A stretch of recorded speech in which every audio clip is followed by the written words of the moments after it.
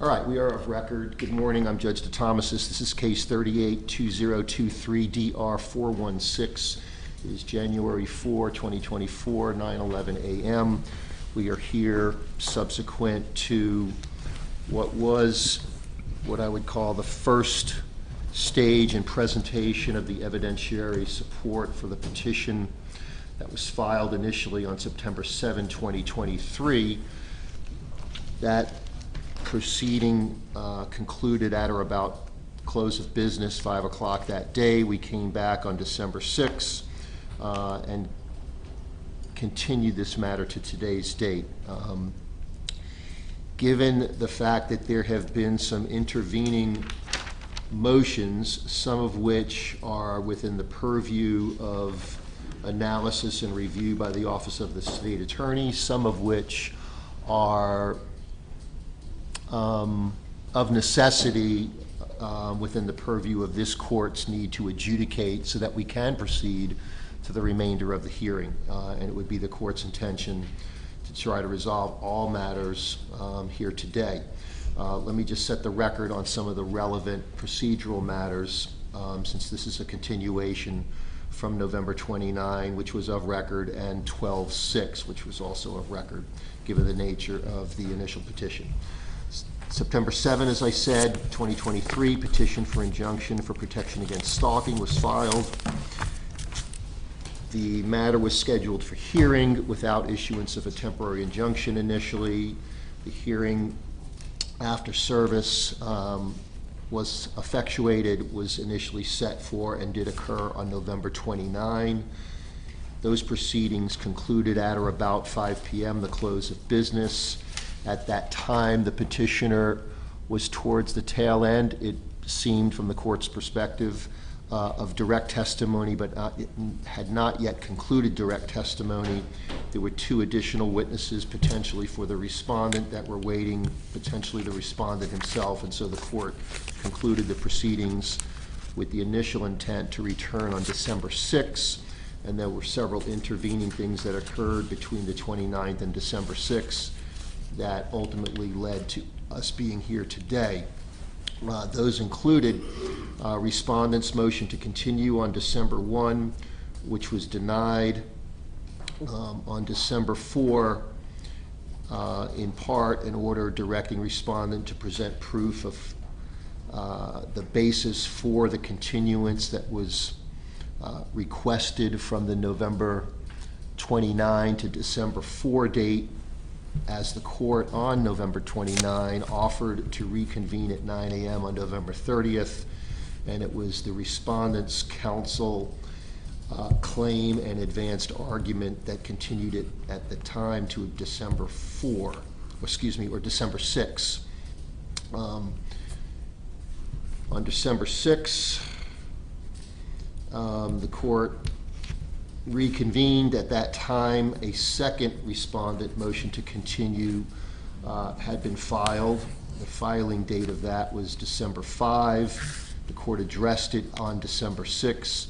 At that time, there was also an intervening supplemental petition filed by the petitioner on December 4, which resulted in entry of a temporary injunction, as more fully stated of record on December 6. And largely in part because there was a temporary injunction, the court was more inclined to and did ultimately grant a continuance of the matter from 12/6 to today's date, January 4. On that same date, December 6, filed at 3:20 p.m. with the clerk of court, was the first of several petitions by affidavit for alleged violation of the temporary injunction. And it is important to note that literally the same date that we were in court, not only discussing that if the matter was continued pursuant to the respondent's second motion to continue, that the temporary injunction would remain in effect, but additionally, that the court felt a need, and ultimately, and we'll address this because there's a motion that is pending that will address this language, an addendum was added to the terms of the standard temporary injunction, which was not opposed at that time by the respondent through counsel. And on that same date, the first of the petition by affidavit alleging a violation, which not only implicates the respondent's actions based on the allegations contained therein, but also implicates counsel for the respondent as being a potential co-defendant of a possible crime of violating the injunction that was entered on that same day, and or as an independent actor committing either a criminal violation of the terms of the injunction and or potentially indirect civil contempt and or criminal contempt. In a review of that affidavit filed on 12/6/23 at 3:20 p.m. with the clerk of court contains such allegations. As a result of that, on that same date and shortly thereafter, receipt and the posting of that affidavit, the court entered an order, I believe it's entitled Order Directing Preservation of Possible Evidence. And at that time, that order, which is part of the court record, basically directed law enforcement to preserve, to retrieve and to preserve any and all video surveillance of the exterior of the courthouse based on the allegations that were made, as that evidence would certainly be potentially relevant and material to either the petitioner's claim, the respondent's defense to such claim, the respondent's counsel's defense to such claim. The court has not viewed and did not view it just based on the allegations made, given the time and the spatial location of the allegations, and this court's knowledge of the surveillance that's already in play surrounding this courthouse for security purposes. The court entered the order directing preservation of that evidence. To the extent that it helps or doesn't help petitioner and or respondent and or counsel for respondent, or none of the above or some of the above, the court felt it was an obligation to have it preserved to avoid spoliation and unavailability to either party that may be interested. That matter is currently before the Office of the State Attorney, and we're going to get to the same issue on several other matters, and I want to go through them chronologically. But under Florida Statute 784.0487, the Office of the State Attorney has the initial responsibility, and it's kind of a co-responsibility potentially with law enforcement, depending on how the state proceeds, to investigate and determine whether they're going to proceed or not. And following the protocol of that statutory enactment, has the ability then to bring it to the court as a contempt matter, and or to prosecute it independently of the court in the criminal courts. So that matter is currently under their purview of responsibility to review. The statutory protocol gives them 30 days. They're within that 30 days. It hasn't elapsed. And so this court, that's the first of the motions, is not going to review that because it's not ripe for this court to do so at this time. In chronological order, next matter that was filed, and there's going to be several of these filed on the same date, December 18. First would be petitioner's motion to dismiss. That was the word used in the pro se filing. Petitioner's motion to dismiss deposition of John Cook. I'll hear from you briefly, but the matter that sets forth in the motion is basically to preclude the respondent and his counsel from taking a deposition of somebody who, from this court's knowledge of having received testimonial evidence on November 29 and having reviewed all the pleadings to date, it appears this is a person potentially, probably fairly high potential, of having some measure of relevant and material evidence And it may not be necessarily admissible evidence, but it doesn't have to be at a deposition discovery stage. It merely needs to be something that could tend to lead to admissible evidence. And certainly the rules of discovery, including but not limited to 1.310, are to be broadly construed in favor of allowing discovery. This court has no intention of precluding anyone's ability to proceed with discovery. And so, Ms. Preston, since it's your motion, I don't know if there's anything you want to add to that. I don't want to deny you that opportunity, but I just want to advise you that as a matter of law, any witness that has relevant or material evidence is subject to being deposed. And if it turns out, and I'm using your language or what's implicit in what they're being harassed, or they're being used, or they're being bothered, or somehow inconvenienced by that deposition, there's going to be a transcript of everything that was asked and what was responded to, and whether it's relevant and or admissible and or material and all those things, it'll be of record. But the court cannot deny opportunity to discover and investigate, to prepare a defense to a respondent. John and I are not married. I'm sorry? John Cook and I are not married. Okay, that's not a requirement under the law that you be married. In the same thing. It doesn't matter that you don't live together. But his paperwork asked for all my journals, my phone. Separate issue. We're talking about. That's what they want. And John's not going to come into my house and take all the things. John can answer that. So if they're asking John to produce something that he can't produce, it will be up to John Cook to say, I can't produce that because it's not within my control, it's not within my custody, it's not within my possession. And whether that assertion is true and or accurate or not, that's for the respondent and his counsel to then bring it to the court's attention and say, Judge, we think otherwise, or whatever.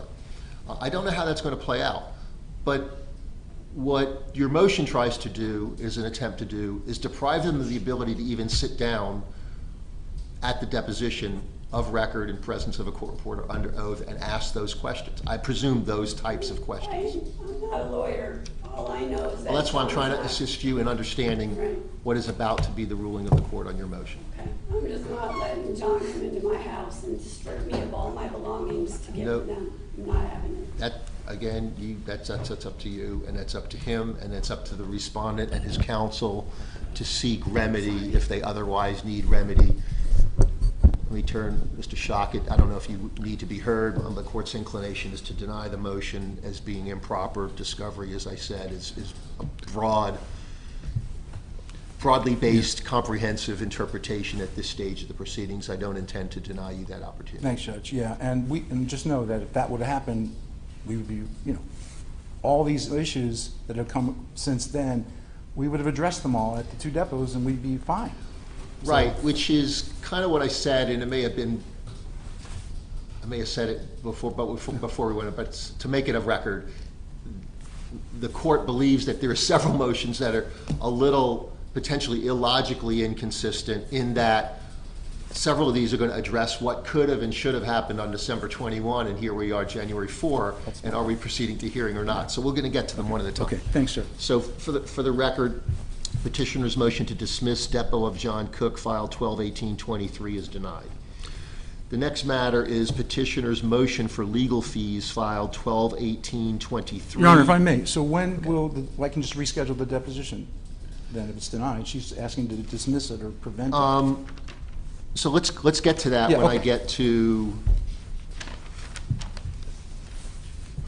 your more broadly based motion to compel, file 12-20. Discovery. I'll get to that, yes. That's that one is number 6 in the chronology. We'll go in chronological order, that's fine. Gotcha.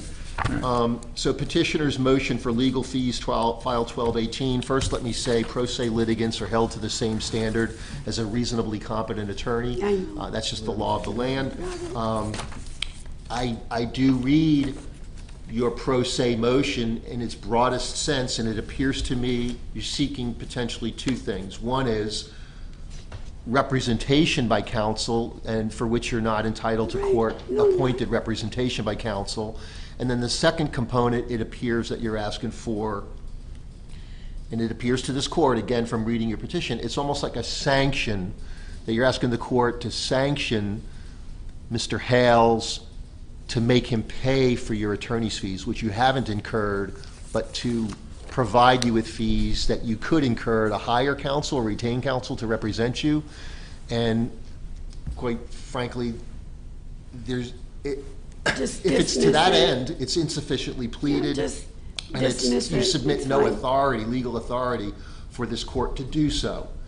If there's a sanction, because it implicates, possibly reading it in its broadest sense, that you may be asking to potentially sanction Mr. Hales because of conduct related to the alleged affidavits of violation. And again, that's an issue that hasn't yet been adjudicated by the court. It's something that you can raise at a later date, where you're saying fees should be imposed as a sanction. But right now, you don't have a right to court-appointed counsel. Right. There's no legal authority for me to order him to provide you legal counsel, to provide you representation during the litigation. That's fine, Your Honor. That I would be now know similar how to- that works. Okay. Since he's doing it to me from Ohio, I know how it works now. Okay, so you are you withdrawing your Yes, request? I'll just withdraw it. Okay. All right, so there's no need for the court to rule on that matter. Petitioner's motion for legal fees, file 1218, is withdrawn by the petitioner. Just because it happened chronology-wise, there is then the respondent's request for judicial notice regarding a case, Nettles versus Hoyos, 138 Southern 3rd, 593, pursuant to 9201. The court takes judicial notice. The court's familiar with the case based on what I previously just kind of said, and I'm going to say when we get to your, what is numbered 6 in the chronology of events, motion to compel discovery, I'll more broadly address this, but the court has no intention to denying discovery. And I, quite frankly, didn't interpret, I'm not questioning your broad interpretation of what the petitioner may be trying to accomplish, but I don't think it's as broad or as comprehensive as her asking the court to deny you and your client any and all discovery. It was just really, as I looked at it, as to her ability to give a depo or not on the 1221 and her willingness to have Mr. Cook, and we've already addressed that. So okay. I'll get back to that, but the court is taking judicial notice. The court's certainly aware of the case precedent. Next numbered in chronology is petitioner's motion to continue depo. And so I guess let's get to this issue of this logical inconsistency of whether it's now moot and respondent is ready to proceed without the deposition. Here's the thing, that motion was filed on December 18, asking to continue the deposition scheduled for 12/21.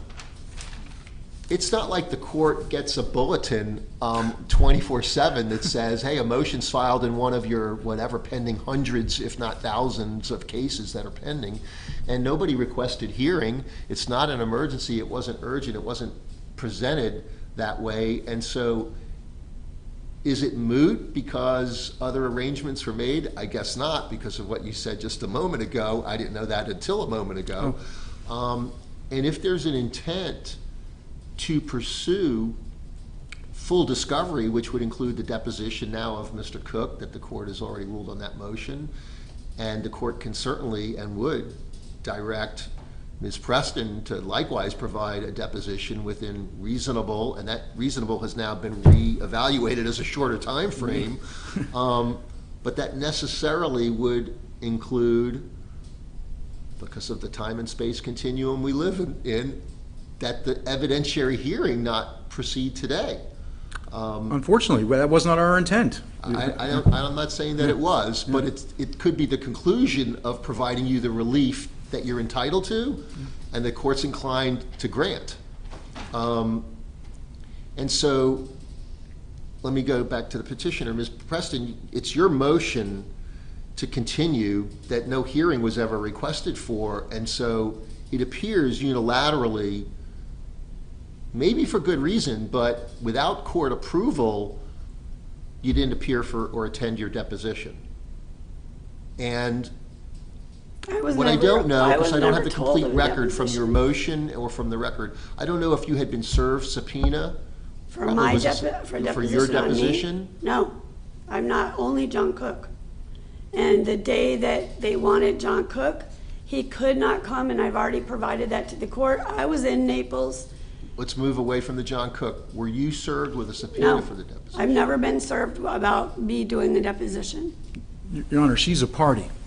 Right. Yeah. I just want to know, but in terms of It said John Cook, it did not whether say me. there's sanctions or not. And so arrangement, how did the December 21 date come to pass? It said John Cook, subpoena for John Cook. That's the only paperwork we got. He got a subpoena, correct? Right. Yeah. How did you, were you ever aware that you were also supposed to give a depo on 12/21? No, You're saying you weren't aware of it? no, Then how do you file a motion to continue your depo for 12/21? I didn't. John's for John, because if John is being deposed, then I have the right to be there to question him, right? Correct. My mother was dying in Naples, and I was in Naples, Florida, with my mother in the nursing home, All right. Crashed Hang on, on- let's back up a second here. and I sent that to Filed the with the court. clerk of court on December 18 at 1:13 PM. And I'm looking at it, petitioner's motion to continue deposition asked for by Mr. Hale's counsel. And Because it says "we." I don't know who "we" is, because it's really just about you. I presume it's Mr. Cook, but it's really just about you. Can't make it that day due to doctor's appointments. And then it says "I," which is accurate and more articulate, appropriate. "I can't make it December 21 because I have a doctor's appointment I can't change."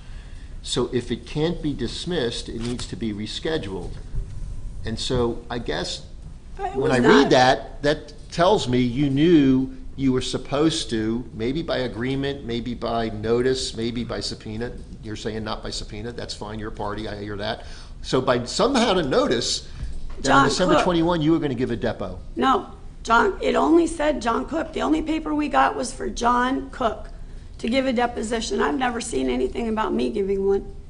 So what But- you're saying is on December 21, what We your left motion, for- wait, hang on. This motion then, because I'm trying to interpret broadly, but Right. I've got to, if a lawyer filed this, I'd be reading it the same way, which is you're seeking to get out of your deposition. No, I didn't know I had to take one.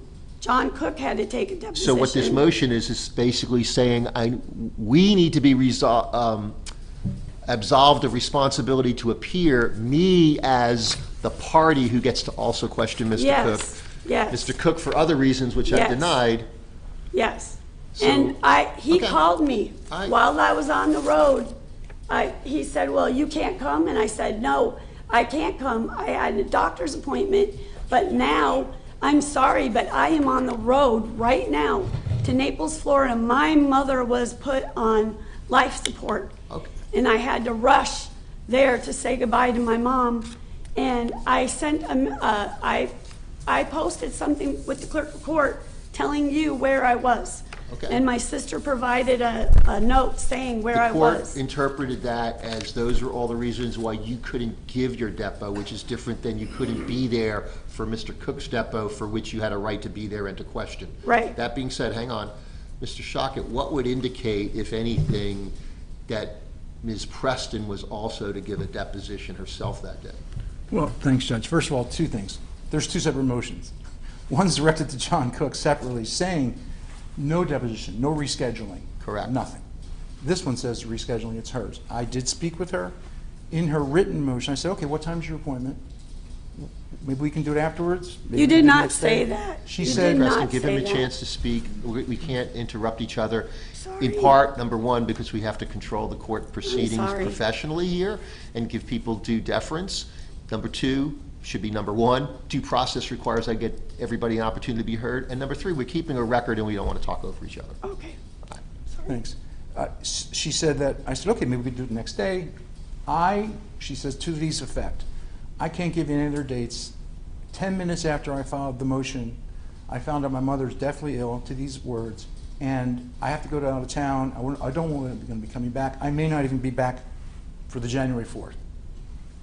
That's when I filed the motion. No. I included that language in the motion. Your motion being the motion to compel. Yes. I said, well, you're just, trying to tell me you can't even get here. Which is why you interpreted her as attempting to deny you, your client, all discovery. Yeah. Okay. That's all we need here, just 1 day of deposition. What was your intent if you accepted, in the course of that conversation, okay, maybe we can do it later today after you get to see, you were going to do it by Zoom or something? Yeah, it was set for Zoom, Judge, making it real easy. Okay.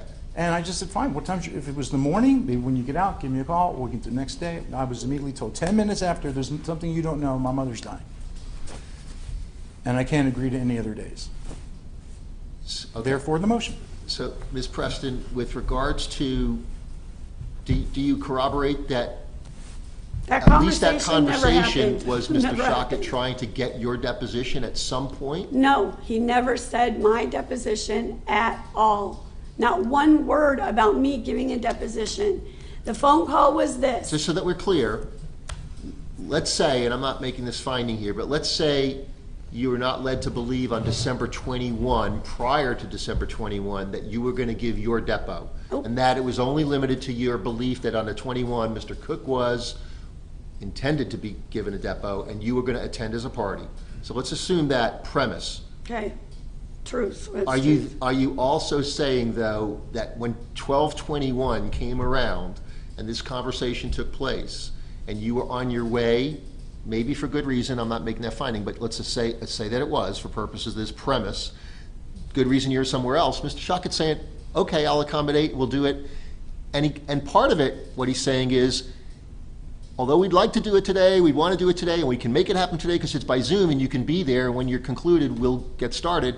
Or give me another date between now and when we come back, because we've got a Never. trial on January 4th. I'm under oath, under God, that conversation never happened. Okay. Here's the conversation. So hang on. I'll tell you word for word, because that's the kind of brain I have. Miss Preston, can you be at the deposition on the 21st? He said, it says here that you have a doctor's appointment. I said, at first I had a doctor's appointment, sir, but right now I am on my way to Naples. My mother has been resuscitated twice now. I've got to get there to say goodbye to my mom. He said, so are you going to be at the hearing? I said, I don't know what's happening right now. And he said, okay, give me a minute, and he hung up the phone. That's the conversation. That was it. And he never nothing called more. me back. Okay. Never called me back. Let me ask you this. Do you understand that it is your obligation to provide a deposition if they want to conduct their discovery by virtue of your deposition in part? If that's what they need to do, then that's what they need to do. I called the clerk of court 5 seconds after I talked to him, explained to the court what I was doing, what was happening. They told me, they said, they call me Michelle. They said, Michelle, then get something from where you are at the hospital and showing that your mother was dying and that you had to be there. And so the minute I got back, I provided the courts with an email from my sister saying when I was there and when I left. So what's not necessarily before the court is to sanction you for non-appearance on 12/21, but what is relevant and is before the court is compelling you to give your deposition. And I got to just say, Can they serve me with one? having practiced, including on the bench and as a lawyer, 40 years in and out of courts, almost on a daily basis for 40 years, I'd be hard pressed to conclude, although strategically sometimes this happens, but be hard pressed to conclude that the respondent in a case of this magnitude, of this nature, based on the totality of these circumstances, would not, as part of their discovery, also maybe want to take a deposition of the petitioner who brought the cause of action. Can It you would make please no logical sense ask them that would not come up in conversation. They have a process server do it every time. So provide me with where the process server served me those papers, because I've never been served for a deposition. Counsel's not saying that you were served, you're a party, you're being treated in a different protocol.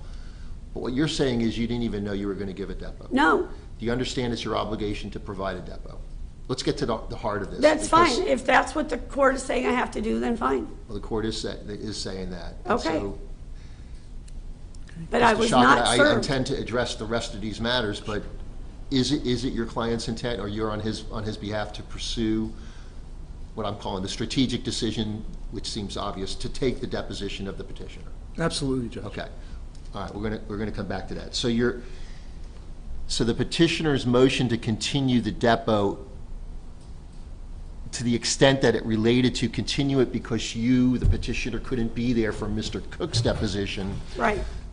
As much as the court doesn't really interpret the written motion that way, given that explanation, it's denied as moot because of the ruling already on the John Cook deposition, which is a necessity, and it's resolved that way. To the extent that it's not you giving a depo on that day because you couldn't give a depo on that day, given the court's conclusion and your acceptance of the responsibility to provide the deposition if the respondent, as he's through his counsel, has suggested he intends to do, we're going to get to, when we get to this next motion, 2 down the road, of coming up with a compliance date for you to provide that deposition.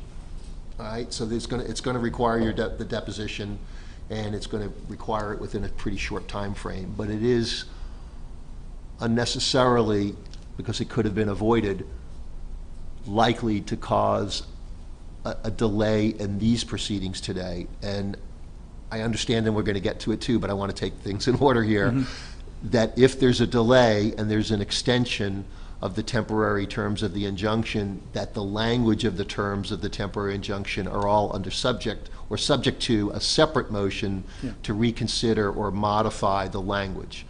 I'm going to get to that. Okay. So, But can we just put a pin on that just for a second, because it is important. You just said something, Judge.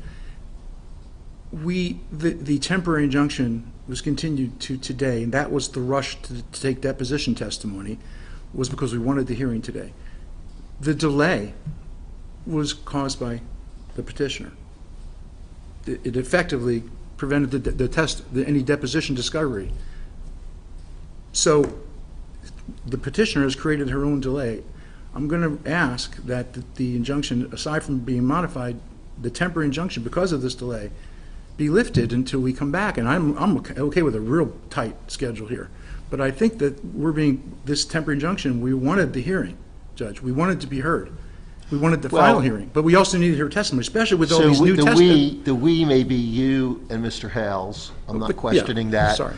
But the we on November 29, according to Mr. Hales' prior counsel, was anything but.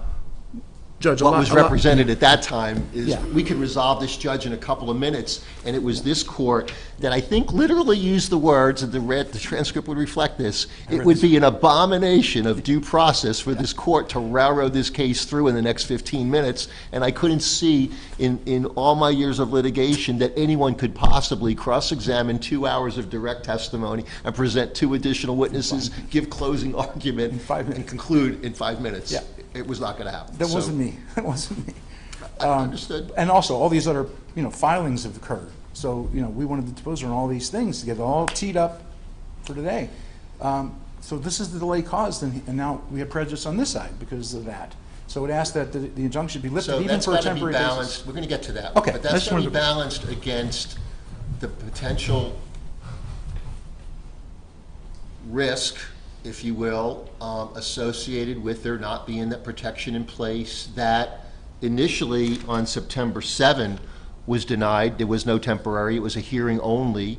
There was a subsequent, and I'll get to the date the court record will reflect, a second, if you will, or a first supplement that denied the relief of a temporary injunction and nonetheless remained for hearing.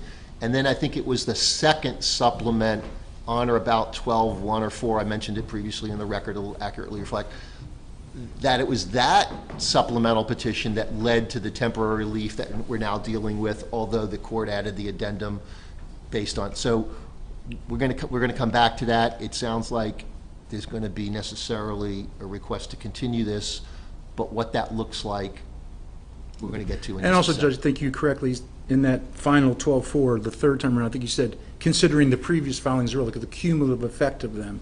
I think it says something like that, considering the previous filings and the one on the Yeah, floor. well, when that's This court's view of a supplement is a supplement to the prior as opposed to a new cause of action. Right. And so, yeah. So the next matter chronologically that was filed on December 18, also a petitioner motion, was petitioner's motion for clarification. That's what it's styled as. The court's view of that, in a light most favorable to the pleader, is that what you're seeking is an advisory opinion. Effectively what you're saying, if, which is a hypothetical premise, if I run for office, would I lose the protection I might otherwise have from the injunction? That's asking the court for an advisory opinion. And while this court does a lot of things and has a lot of power to do a lot of things, the court does not give advice or advisory opinions. I'm not a lawyer, so Okay, I don't know. understood. And so, to the extent that you're seeking an advisory opinion, there is no justiciable issue to be adjudicated by the court. There is no case in controversy withdraw it. requiring adjudication by the court. That motion is denied. The next motion chronologically, although it occurred filing on the same date, 12/18, but chronologically for this court to address here today, is the petitioner's, it's a motion for clarification regarding removal of all prior videos.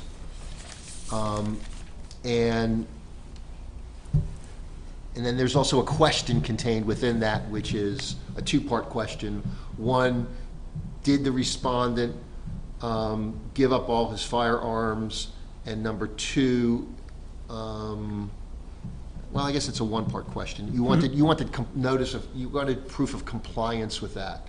I believe the court record does reflect that compliance. That's a law enforcement issue.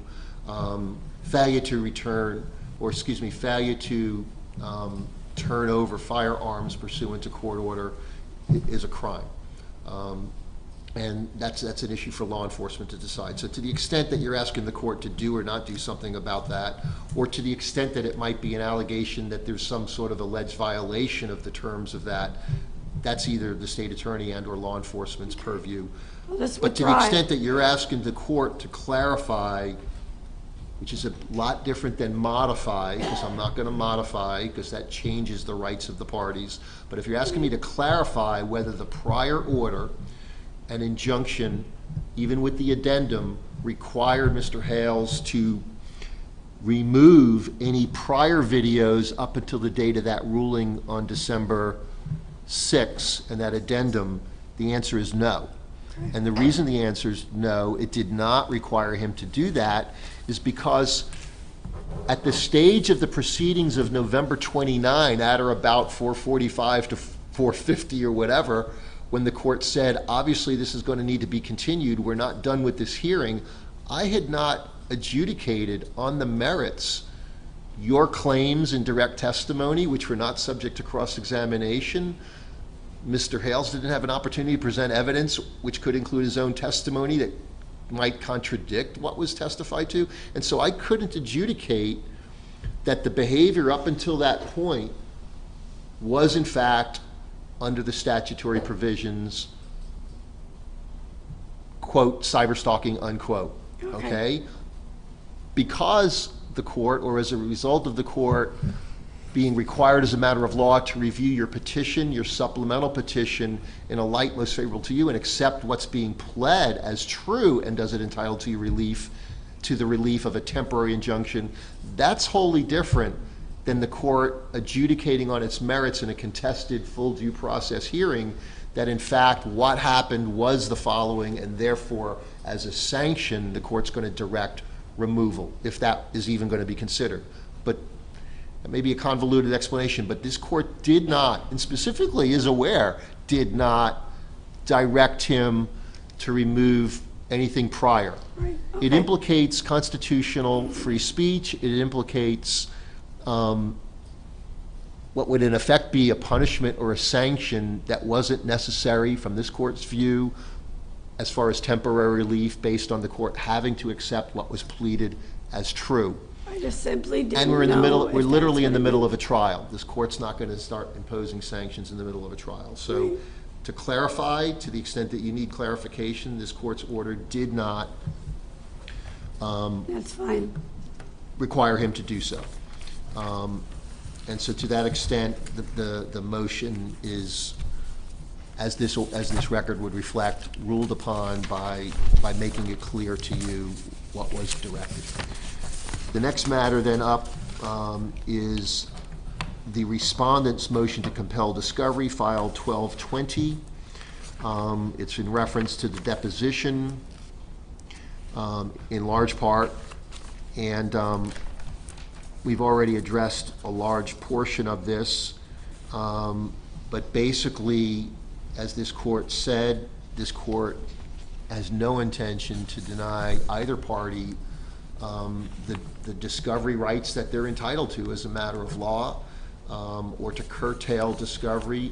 It would be this court's intention, however, especially now more than even so at the outset, which is to tailor a time frame of discovery. So I can tell you straight out, if there's no temporary relief in place, the court might lean towards saying, let's move discovery a little bit quicker because there's no protection in place. If there is protection in place, the court's going to try to move discovery sooner in a shorter time frame because there's ramifications to even a temporary order, even though it has not yet been adjudicated. So the bottom line is, regardless of what the temporary status is of the case as it's waiting to be litigated, this court has to take into consideration the petitioner's needs, the respondent's needs, and the court's needs to get the litigation moving in a timely fashion without depriving anyone of their rights to full discovery. It's now become more relevant and more prevalent that the court do so because we lost from 1221 to 1-4. And so I guess, Mr. Shockett, let me hear from you first with regards to, so the relief that you're seeking to compel discovery is going to be granted, but to the extent that is granted, give me a sense of what you're proposing of where we go. And I got to say, I want to address it separate and apart from whether the temporary relief of the temporary injunction remains in effect, and if it remains in effect, whether it's modified or not. So we're going to get to that, but just on the matter of calendaring of discovery, the court in effect is going to compel the depositions of Cook and Preston. What kind of time frame do you think you need to do it? And let me just put out there, I'm not going to get the cart before the horse here, but if as a practical matter, pursuit of discovery is going to deny the evidentiary hearing today, I just would posit, is there any reason that the deposition can't take place today? Well, I have a 2:30 appointment, so I have a hearing right here with Judge Bustamante. But ASAP. Well, so that would be as soon as we conclude these proceedings, which might happen by about 11 o'clock. I don't know. I would need, Judge, I would need more time. Okay, well, that's 2:30. I want to be realistic. Yeah. But I'm sensitive to time is more of the essence now than it was maybe when we had the discussion on 12/6. Just because I know my month, I'm really a lot of stuff the first half of the month, and pretty much after the 15th, just nothing but no court appearances. So I can move around the depot to make room for this. So I would say, well, I actually have a status conference with you. Hang on. Here's the thing, and I know what I just said a minute ago, but you got to take into account, and this is between you and Mr. Hales, to a great extent. Ultimately, the court has to decide if there's a dispute on this, but you should be aware, Mr. Hales should be aware, that the delay, whether it's calendaring and other obligations of the discovery, that delay could be predicated upon there being temporary relief of the injunction through the date we come back. Because I want to give you opportunity to complete the discovery and then come back for the evidentiary hearing. That's what we want, Judge. Yeah, right. But what I'm saying is, if the deposition took place today and tomorrow we came back for the evidentiary hearing, I'd be less inclined to set aside the temporary injunction because it would be 24 hours long.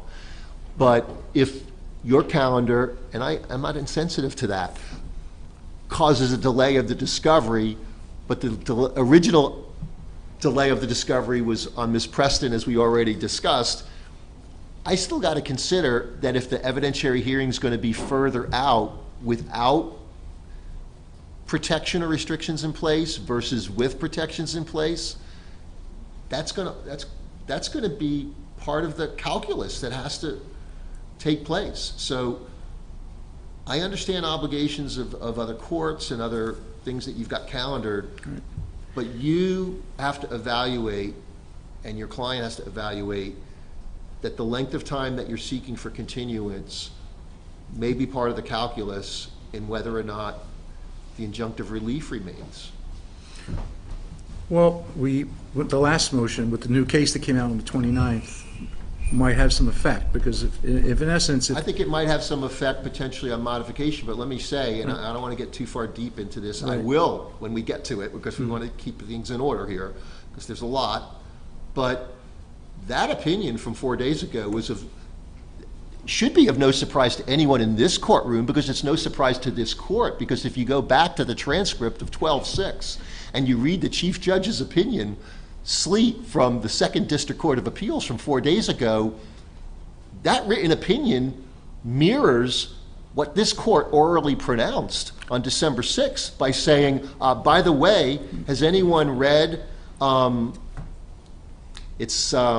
on, I'll get to it, but it's Somebody versus Harris, Strober versus Harris. Right. Has anyone read that? Oh, and by the way, has anyone read the 6 words that were added by the state legislature in October of 21 that may have changed the cyberstalking statute? And by the way, have anyone taken notice of the fact that there's not been an appellate court decision until 4 days ago? Right. And by the way, did anyone read footnote number 1 in the Strober decision that took into account, despite that it was decided on January of 2022, that statutory change may affect the outcome? And so there's no surprise from this court's view, and there should be no surprise from any of the litigants in this courtroom, because what was orally pronounced by this court on December 6th is a mirror image of what was in the written opinion, especially in the concurring opinion of the Chief Justice of the Second DCA, which, by the way, I think also decided the Strober-Harris case. So, well, that's interesting, but the fact there's 2 separate concurrences, Judge, tells you it's not exact. It is a constitutional issue. Absolutely. There's no blanket. And in fact, you can't blanketly say. You're getting me into it. We're going to get right back. We're going to get back to this. Okay. Yeah. What the court says and uses language in the written opinion from 4 days ago about narrowly tailoring the language. If you go back to the transcript of 12-6, and I'll literally tell you in just a few minutes here. I think it was at 55 minutes and 27 seconds. Through about 58 minutes, and I'll get you the exact reading of it. This court literally said those words. You did, and you also said there's been no opinion on it. To narrowly tailor it, so that's not to infringe upon his constitutional rights. Totally agree. And I got to say, I read the language for which counsel said no objection. I then took a break. I then wrote it out. I then came back and read it, what I had previously orally pronounced. And again, counsel said no objection. So you, on Mr. Hale's behalf, might, and I'm not saying there's no reason for you not to have read Bud Love, whatever, the case from 4 days ago, opinion, to now advance a different argument or a more concise, articulated argument based on that ruling. You got every intent to do so. I understand that from your motion. You have every opportunity to do so. We're going to get to that. Okay, and the way we said that there's no opinion on it, so the way we get that is just go on Lexis and just do a flag if any of this statute ever gets, that's how it got so quickly, I flagged it. That's what I'm saying. It's no surprise to me. No, I think the opinion is great. I think it's an amazing clarification. But it tells you how judges, even the 2 up there, have 2 separate basis for ruling. And to the extent that it's a certification of a conflict with the prior David decision that's in part of the concurrence of the Chief Justice. Which goes back to the old statute. I got you. I'm there. I was there. I was there 25 days before the opinion was issued in my oral pronouncement. And the reason because at that point before Bud Love, for this opinion, it seems like it's within the realm of tailoring. It's not a blanket gag order. You didn't order him to take down videos. There's no book burning, digital book burnings going on. You know, it was. But I think this opinion does. We'll get to it, but I think it does really make it clear. I got you. Okay. So back to the timing of this.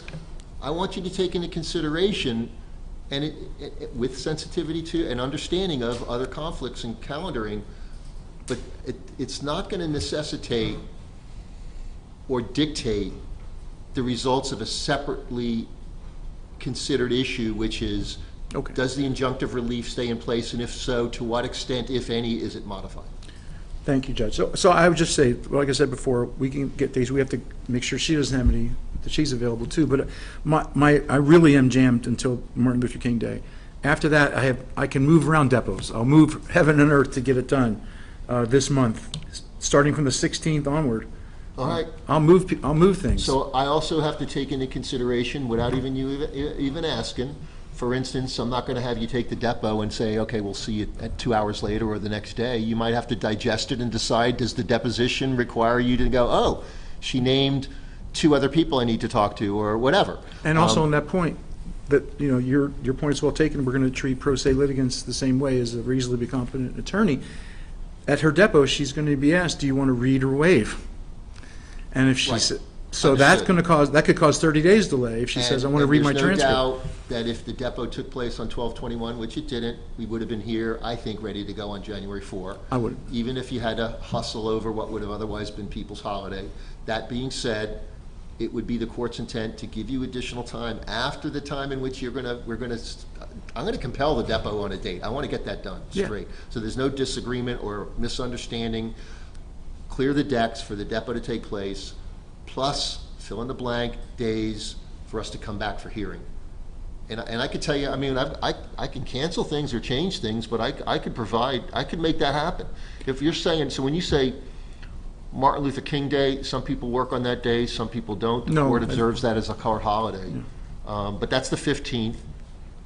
If you can get the depot, you tell me what date subsequent to that, I would offer you Friday, January 26th to return here for the evidentiary hearing. If we can stipulate now that the transcript doesn't need 30 days for her to read it, we can do that.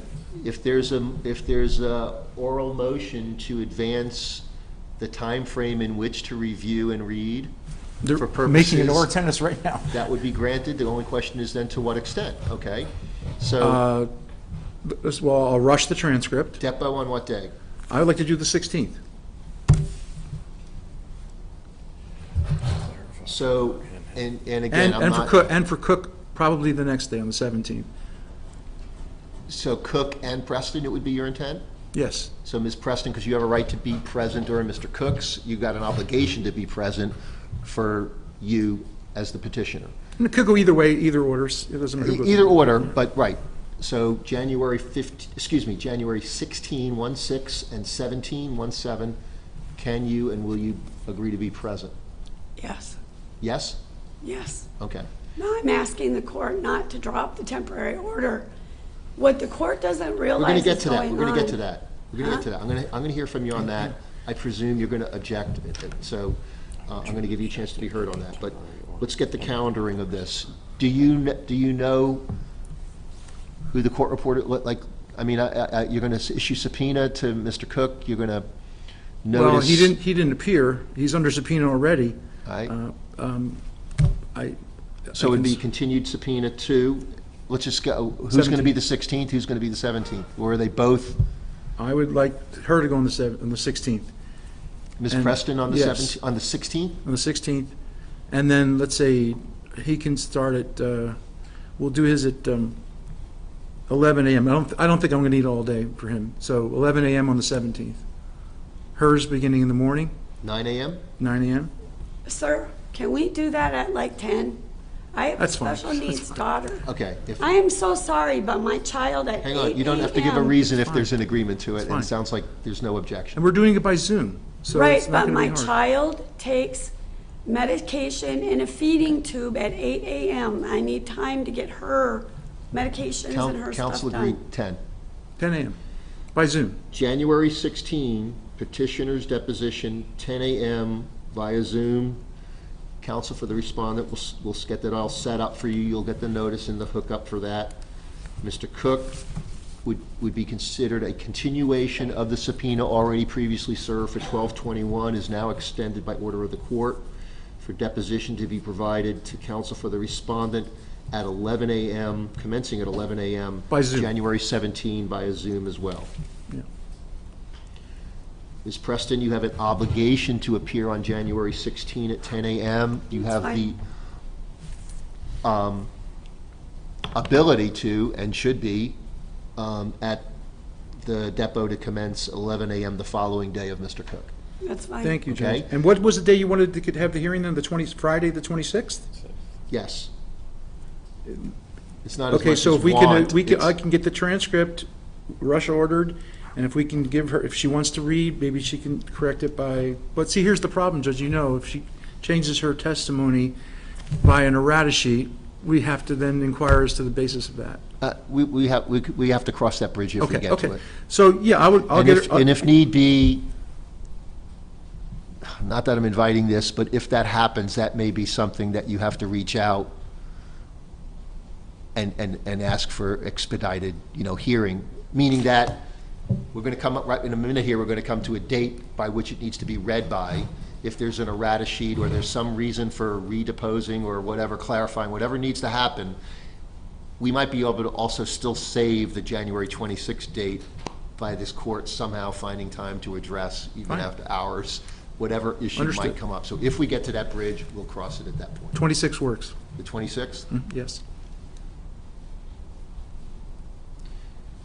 Ms. Preston, you understand that, and we're going to get to the whether the injunction remains in place through that date, and if so, is it modified or not, and if so, to what extent? January 26, 9 a.m., we're going to come back to, Can it be 10 so that I can get my little girl's stuff done? the problem with that is I don't know how long, I've already made a finding that, Okay. that Can we we just needed do more it to than, 9:30 we at needed least? more than 15 minutes to conclude the proceeding back on Right. November 29. I don't know between 15 minutes and a full workday, how much time really is needed. Let me ask Mr. Shockett.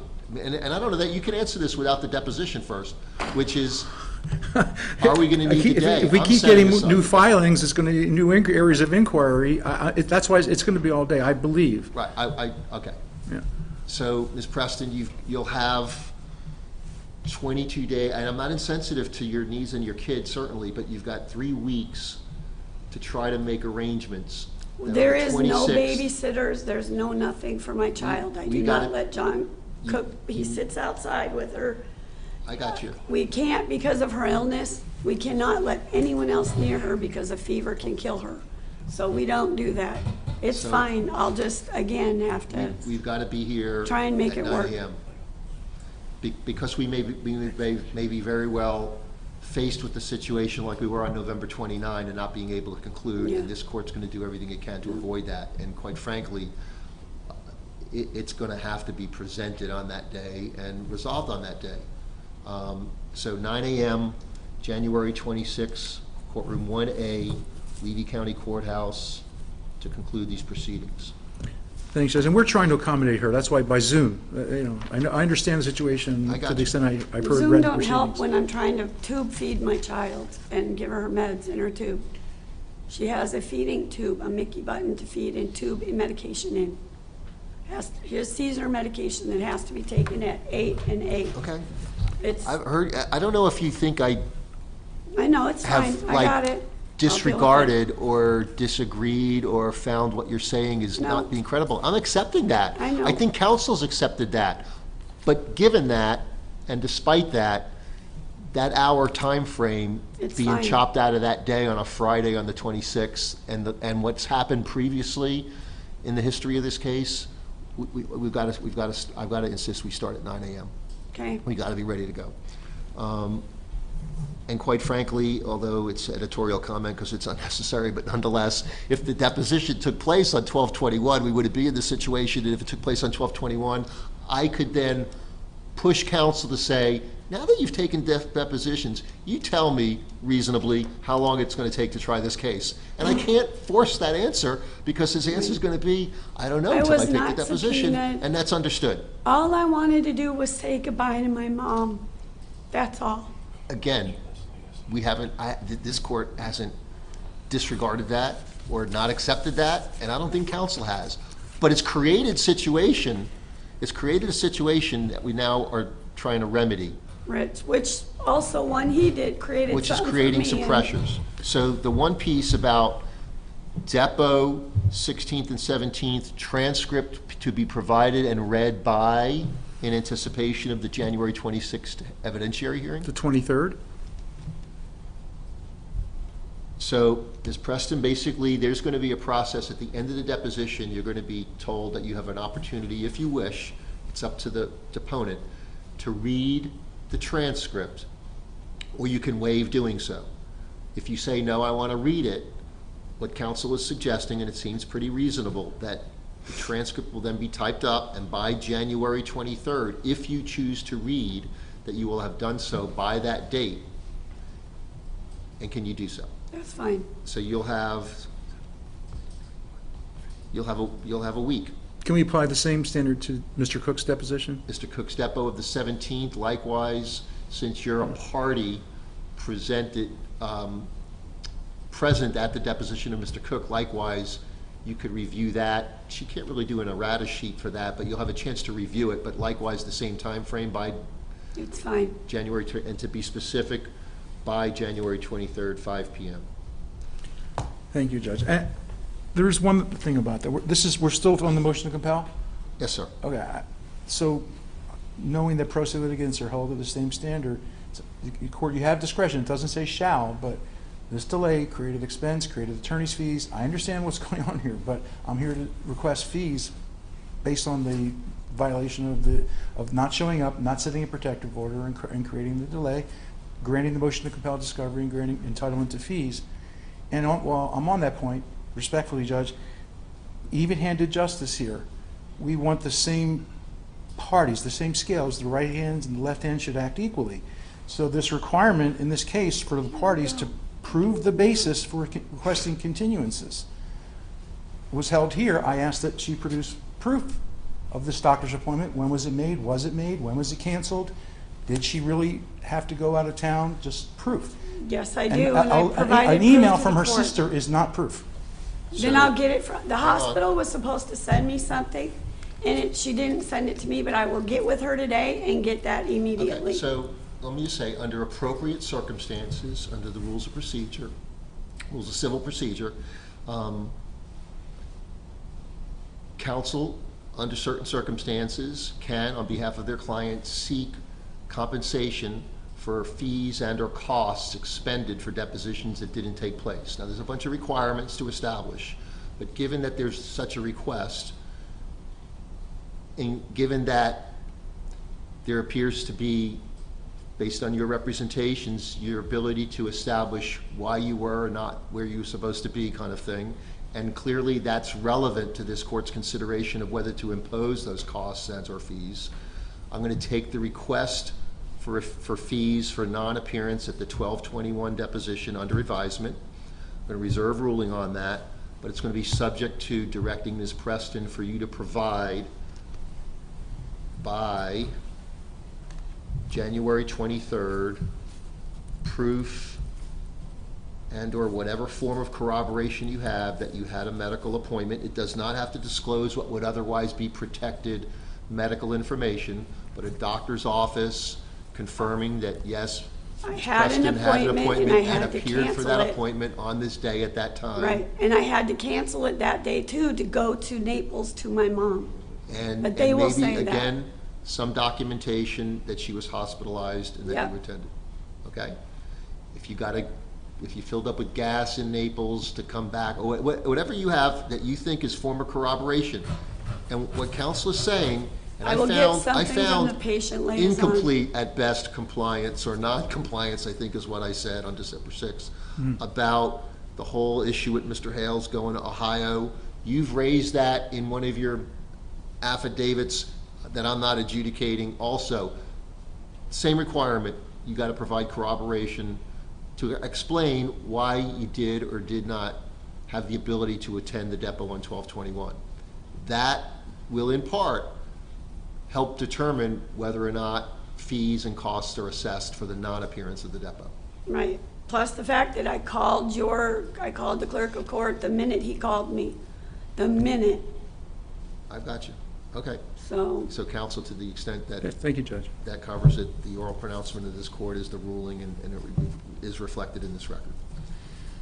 Chronologically, just to complete the matters that are otherwise been filed up and through this date, the next matter, which has already been resolved by order of the court, was respondent's motion to disqualify, filed Thursday, 12/21 at 6 p.m., which is effectively Friday, 12/22, which is, as a matter of course, the day before a 3-day court closure because of the holiday, previously of record as a court closure. The court ruled, as the rule requires, 2.330 on 12/26/23, order denying, so that matter has been adjudicated and resolved.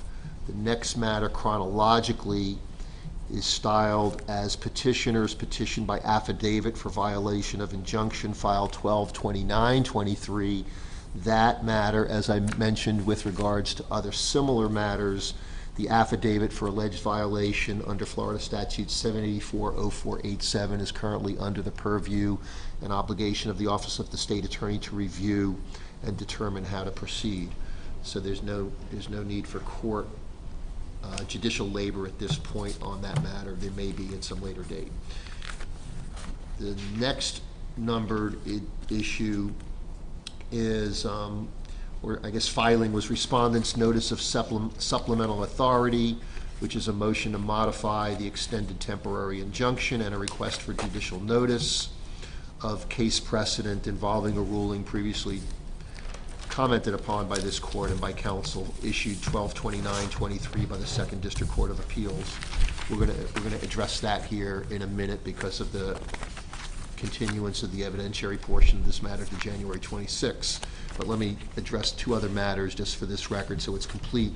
The remaining two matters that were filings between setting this hearing and this hearing date today included petitioner's additional affidavit alleging a violation of injunction filed 1/2/24, again pursuant to statute 784-0487. That's within the state attorney's purview at this point.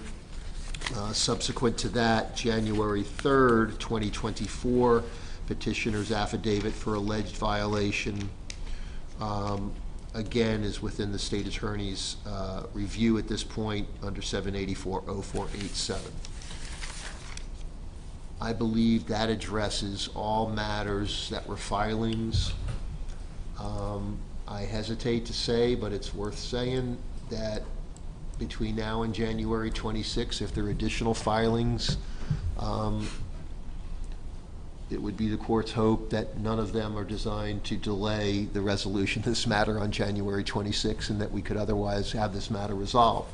With regard to any affidavits for violation, the protocol, the 30-day time frame for the state to review, there's also a potential 20 days for law enforcement to review those kinds of allegations.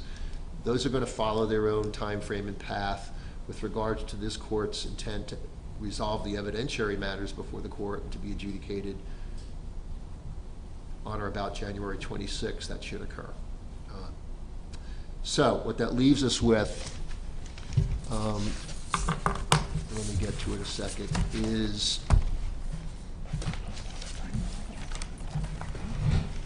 what Respondent's Counsel filed, which is on 12/29/23 at 4:24 p.m., what's entitled Notice of Supplemental Authority, that authority being the Budlove decision, which is cited at 49 Florida Law Weekly D50A, a second DCA opinion issued 12/29. And I've been saying 4 days ago, but when I read it, it was 4 days ago, Right. 6 days ago now. The court The obviously... motion filed the same day as the opinion. I'm sorry? The motion was filed the same day the opinion was published. I got you. 12/29. The court's received and reviewed that. Obviously, judicial notice is taken of case precedent. It includes a motion to amend the extended temporary injunction, primarily addressing the language of the addendum, and a requested to take judicial notice. So to the extent requested judicial notice is granted, the notice of supplemental authority doesn't need to be granted or denied. The court has knowledge of that opinion. With regards to extending or modifying the extended injunction, let me say the following. So the decision reached by the Second District Court of Appeals on December 29, as I said before, was of no great surprise to this court, and in fact, from this court's perspective, mirrors quite a bit of what the court discussed of record on 12/6/23 in this proceeding, in that this court brought to the attention of the litigants that the statutory change of October 21 had added additional language, that including the phrase, quote, directly or indirectly, unquote, and the phrase directed at, quote, or pertaining to, unquote. Those 6 words were commented upon by this court. They were commented upon in the footnote of the Strober versus Harris, issued January 5, 2022 by the 2nd DCA at 332 Southern 3rd, 1079. This court also, as stated in the most recent 2nd DCA opinion, most specifically, as I mentioned before, but it's worth saying again, in the concurring opinion of the Chief Justice, that the court needed to narrowly tailor so as not to infringe on the rights of the respondent. And specifically with regards to that, at 56 minutes and 34 seconds into the proceeding of 12/6/23, this court said the following. The language that the court would propose would be, and I read, orally pronounced, what was the court's inclination of proposed addendum to the language. Everybody heard that. Everybody was asked to consider that. At 57 minutes and 39 seconds into that proceeding, the court, in response to counsel's comment, was kind of a consensus that really that language as proposed was I use the word stretch, I mean just as a broad definitional pronouncement of the definition of cyber stalking as amended in October 21 by the legislature. But the court also said that it was the court's intention that the court, trying to narrowly tailor it and not to infringe on his other rights to communication and or speech, except as it relates to this person or individual, i.e. this petitioner, Ms. Preston. That was the statement of the court. The court took a break. The court provided that language for consideration, and at 1 hour, 3 minutes, and 21 seconds, counsel for the respondent stated no objection to the language you proposed. At 1 hour, 5 minutes, and 0 seconds, respondent's counsel, in response to the court, stated we do not object. At 1:06:15 seconds, the court stated, I'm going to add the language, read again the language that I went and typed on the break and brought it to the court's attention. Again, no objection, no question, no clarification, no modification, acceptance. And then on top of that, because it was the court's obligation, and I prefaced it with Mr. Hales, I'm not suggesting you're gonna violate the terms of this, but you're entitled to know, and here I am telling you that a violation could result in prosecution, could result in contempt, etc. Understood? Yes, I understand. And then we walked away. And so to the extent and I want to hear from you, counsel, to the extent that you feel that this opinion should change or modify, it's a request to modify the language, to the extent that you feel this opinion should modify what the court's belief on 12.6 was already the intent, maybe I didn't carry it through, that may be your objection or your argument, to narrowly tailor it by not directing Mr. Hales to take down anything prior to that date, but to prospectively follow the language in the addendum. And so what is it about that language that you think, in light of Bud Love, is not narrowly tailored? And again, what Bud Love does is reverses the second DCA. It upholds 5 injunctions against for protection against stalking. It upholds the findings, but it reverses on the language of the injunctive relief being too broad. Right. It doesn't tell the court, it says what's too broad, but it doesn't say what would be narrowly tailored. It's given the trial court the obligation to invest the judicial labor to narrowly tailor it. Well, Your Honor, on page 7, I think it does. At the bottom, injunctions which, quote, prevent communications to, unquote, an individual can be permissible under the First Amendment. Communication to her. But this is social media. No one's she has to watch the video. She has to subscribe to his YouTube account to watch it. Yeah, but hang on, read Okay, the rest then of it says cites those to David. I object. I do not have to subscribe to It watch cites his to the videos. David decision, which the second DCA says we're in conflict with, and we wanted to certify it to the Supremes. But yes, but Judge, there's no first DCA opinion in conflict here, so therefore this is effective. This language, I'm saying this is a clarification. This is an important opinion. I can go back and read the briefs. I'm sure there was arguments on both sides saying that injunction in this case, the Bud Love case, which really matches yours, was constitutional and consistent with the statute. I'm sure there's arguments on both sides, Judge. Until we had this clarification, that's what appellate opinions do, Your Honor. So give me a set. So again, the court's oral pronouncement on 12.6, which was reduced to writing, which was not objected to, is there not a distinction that there's waiver? Oh, I don't think any litigants or even trial courts can waive the Constitution of the United States.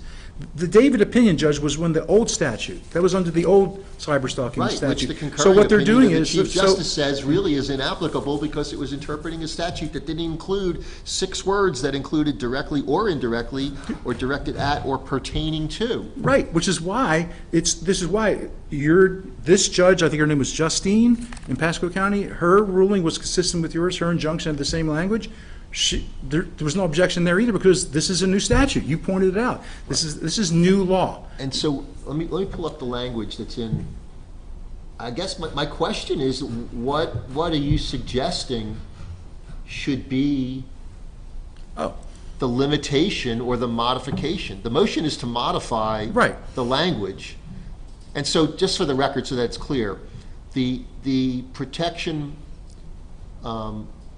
involved in or implicated in the extended temporary injunction for protection against stalking issued 12.6 is the standard language of the Florida Supreme Court form 12.980 subsection U, with the addition of what's called addendum, which is attached to and made a part thereof, and under subsection 5 of the order enjudged, it says, please see attached addendum, and the court added the additional language. So what is it about those 2 paragraphs that the court wrote and included as part of the injunctive relief needs to be modified? I guess I'm inviting suggestion. It's almost a gag order. You can't go on Facebook or anywhere and mention her name. You can't mention her name, show her image. You can't do anything. That's overbroad. That's not narrowly tailored. That's what it says. You can certainly, the other language, the fighting words, incitement, these words, these are unprotected, and so and also any kind of communication to her. is everything else in there is standard. This new area, gagging someone, basically saying, if you go on YouTube, Facebook, TikTok, whatever they got out there, and say her name or anything about her, you're enjoined. That is a prior restraint on constitutionally protected speech. And given the conflict with the new statute that the legislature changed, this indirectly, that language, wow, it opens up a Pandora's box. So I think the other opinion is wrong too by saying you can't do that. No, you can narrowly tailor it. You can't tell him what he can say what he wants. No, you can't. There's certain, he can't threaten her. There's certain fighting words he can't do. That's still enjoined. But this blanket is overbroad, Judge. If he basically went on YouTube and said, by the way, there's an issue of what her legal name is, but Michelle, whatever, said her name, he's now subject to criminal violations of free speech, which is constitutionally protected. I think the opinion is very important. So, two things. One is, Bud Love, as you know, is a case where parties and or litigants and or people brought into a piece of litigation in a looked like a Chapter 39 termination proceeding. Something like that, yeah. Those participants were being commented about in social media. And ultimately the court said as to those 5 persons that they were being stalked, and this DCA upheld the stalking Correct. injunctions. So it's a little bit different in that the basis of this petitioner's complaint is that the postings themselves, so those were postings about a court case. Bud Love is postings about a court case that led to be considered stalking. This case is about the postings themselves being a large part of inciting and fomenting others to act, and that's the pertaining to. It's posting about her in a manner, this is how it's alleged, this is how it's pleaded, it's posting about her that's mostly causing, it's not limited to, but it's mostly causing other people to act upon of persistently, consistently following, videotaping, writing about, which included threats construed as possible harm, possible violence, financial consequence of disastrous consequence to her and her non-for-profit, labeling her child abuser, a criminal, etc. So it's like it started that the nature of the communication that was being published was the basis of the injunctive relief, not that it's that the postings grew out of another piece of litigation. Now, what we don't know is what's the trial court going to do when Bud Love et al. Gets sent back to the trial court. And so, number one, in that context, I'm asking you, and the second part of it, or 1A of my question to you is, what are you suggesting would be, given that I read, my intent was to narrowly tailor. My intent was to not infringe on constitutional rights. I did that in the previous temporary injunction. I did that, in my opinion, in the addendum that was not objected to. And so to the extent that this opinion may change your client's view and your view about this, I'm asking what would be, or you're telling me the whole thing is overly broad? No. Tell me where it is. It's just, he should be allowed to post, he should be allowed to. The injunction is going to tell him what he can't do.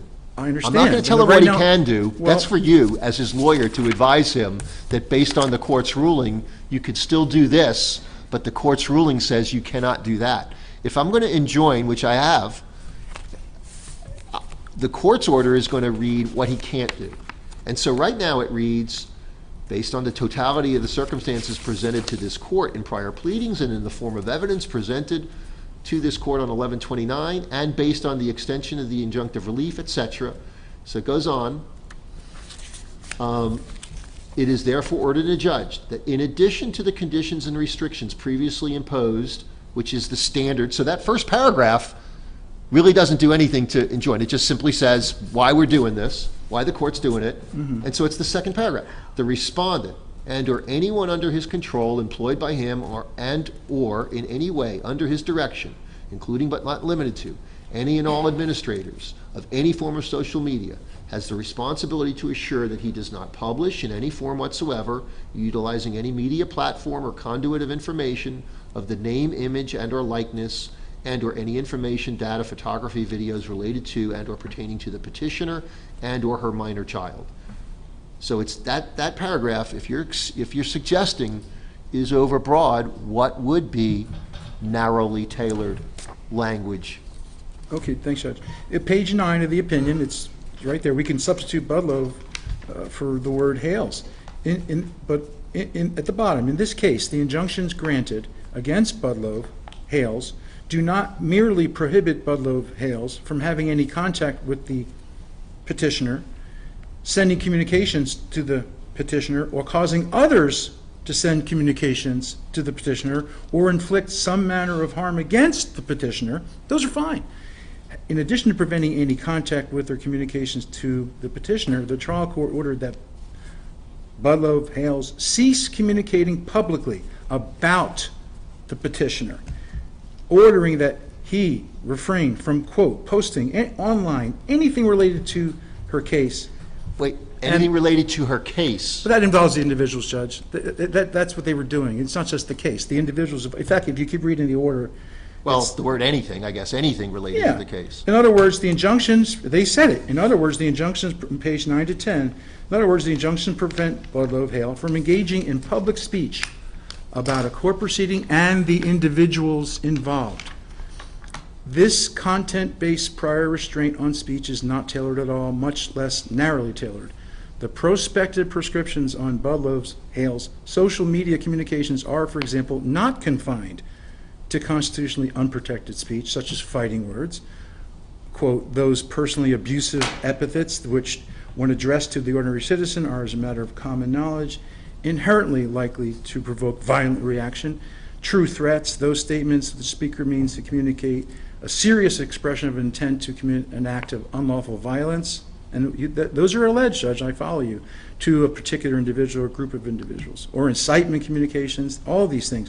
To the extent the injunctions broadly prohibit him from merely making public statements about the petitioner or her case, the injunctions are overbroad and impermissibly enjoin a constitutionally protected course of conduct. It cites the statute and crap acts. So I would just say we could just mirror this language. He's enjoined from this, however, he's not enjoined from constitutionally protected speech. Something like that, it would be fine. So I'm reading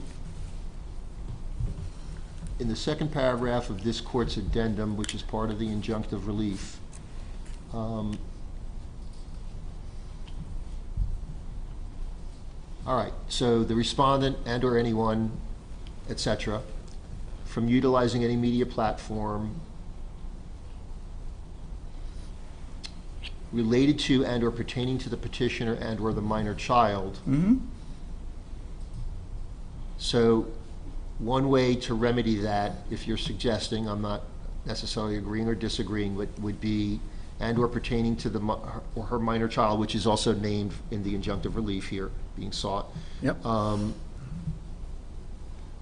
That it could go further to say pertaining and or pertaining to the petitioner and or her minor child that may be construed as fighting words, personally abusive epithets, which when addressed by the ordinary citizen are, as a matter of common knowledge, inherently likely to provoke violent reaction, and or true threats, as are those statements where the speaker means to communicate, etc.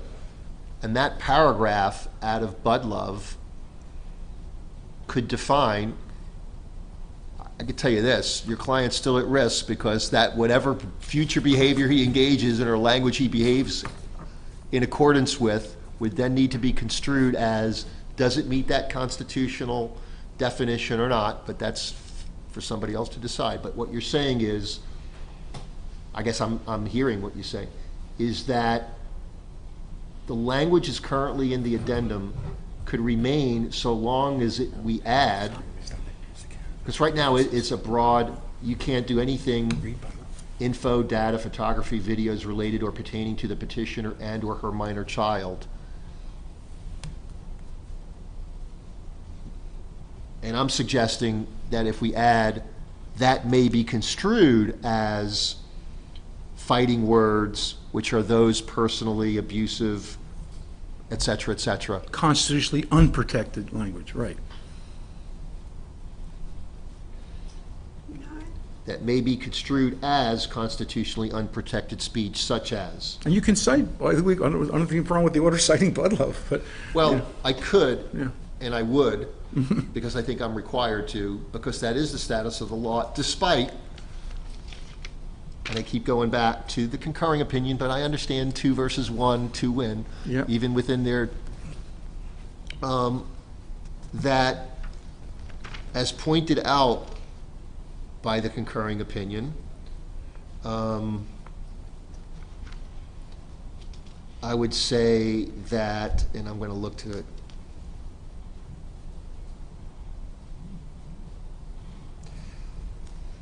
It's not a dissent, it's a concurrence. Right. However, it includes, quote, however, I disagree with the majority's assertion that in determining what is or what is not constitutionally protected activity, the court should focus on whether the communication is directed at the individual seeking the injunction or whether it merely pertains to the individual. It's a criticism of that finding or that portion of the finding, and then goes on to say, because it's based on the David decision at 189 Southern 3rd 871, Which was the old statute, which is the old. which interpreted the old statute, and then concludes with, in effect, I would certify conflict with the 4th DCA's David line of cases that suggest the bright line rule on a prohibition of prior restraint. Well, that's the great, So- I think, yeah. But nonetheless, the concurrence concludes, and I quote, I conclude the trial court could enjoin Budlove from making future statements about the petitioners that incite others to violence against the petitioners, regardless of whether those are directed at the petitioners, without also violating First Amendment rights. However, the injunction right now could be construed as preventing Budlove's posting anything at all.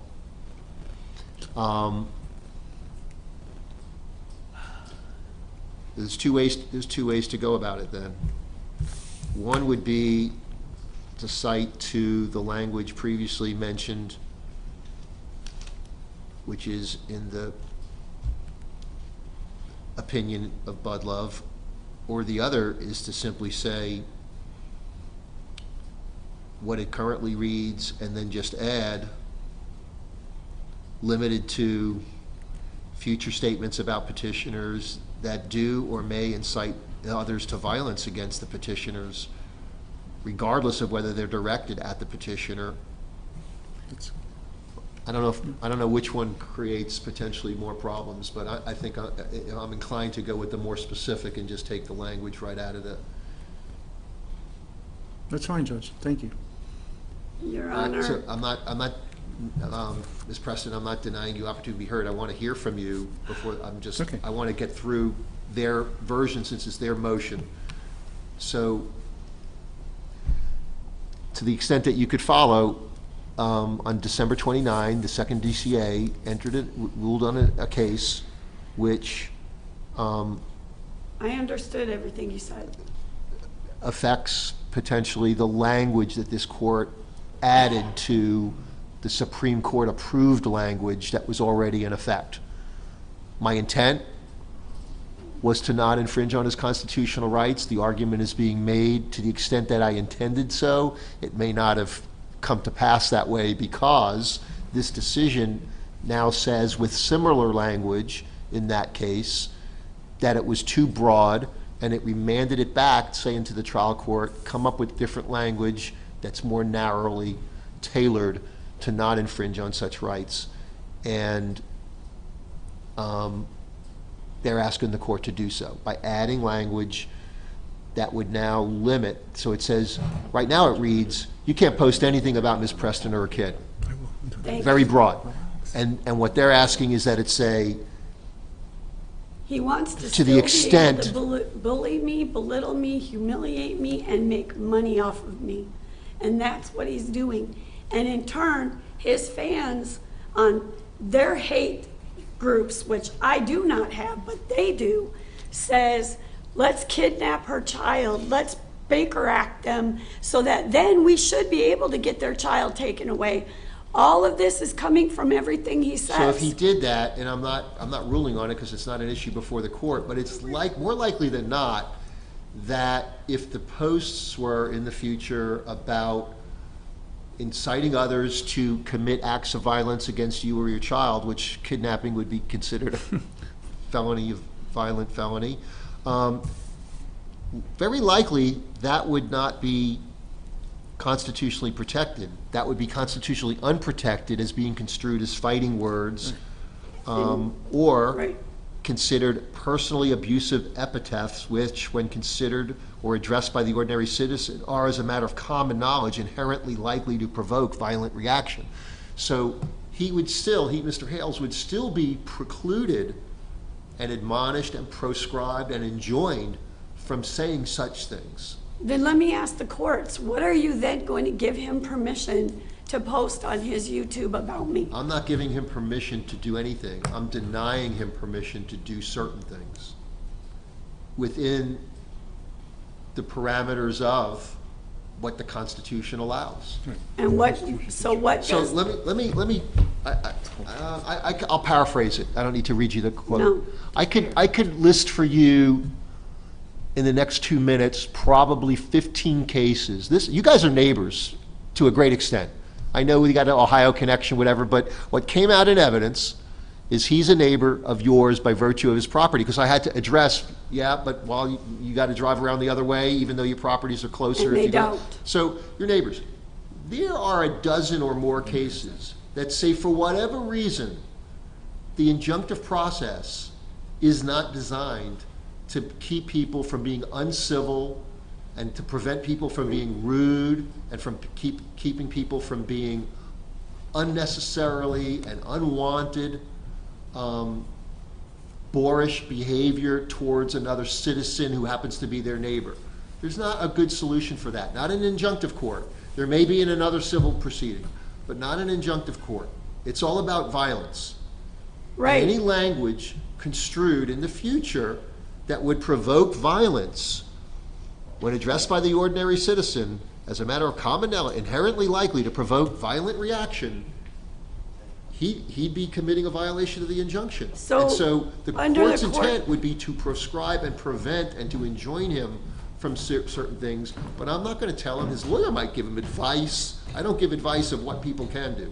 Every time they film us, every single time they come up to us not going to them coming to us, filming us, like John walking on a walker down the road. No one's around. We got a neighbor we're talking to. I'm on the phone with an advocate. He drives up screaming, 10 feet, 10 feet. You're violating the 10 feet. See, people, he's violating it. He's here's turned the it into Ohio.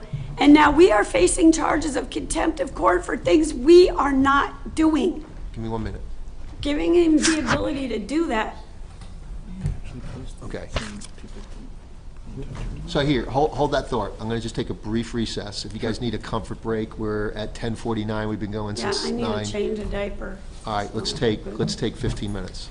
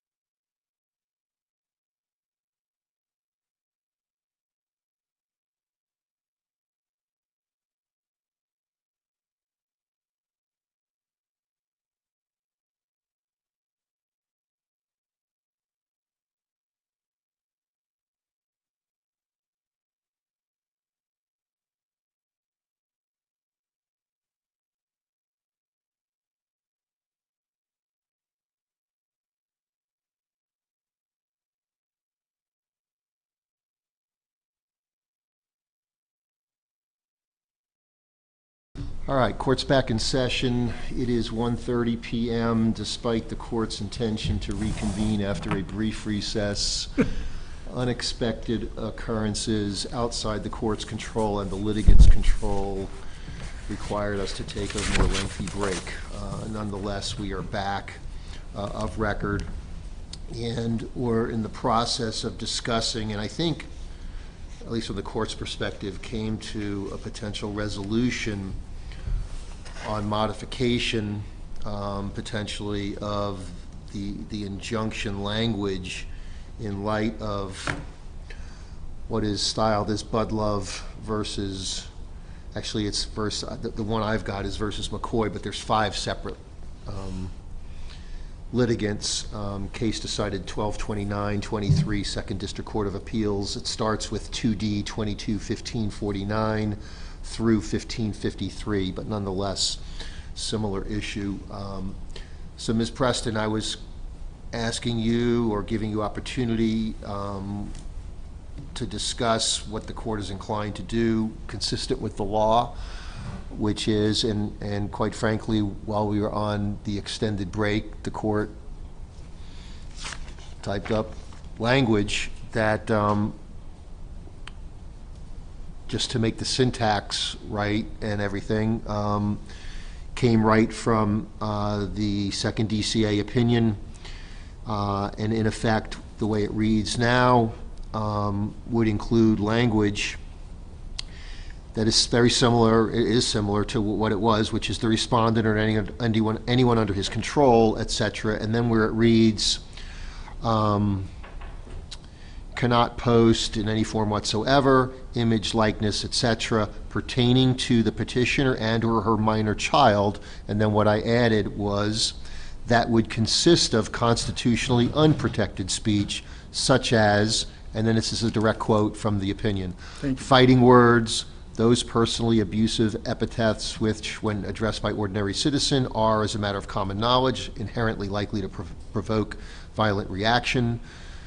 Quote, truth threats, quote, those statements where a speaker means to communicate a serious expression of intent to commit an unlawful violence to a particular individual or group. Incitement, directed at producing imminent lawless action and likely to do so, and all the cites to the relevant case law, including but not limited to Cohen, Virginia versus Black, Counterman versus Colorado, Brandenburg v. Ohio.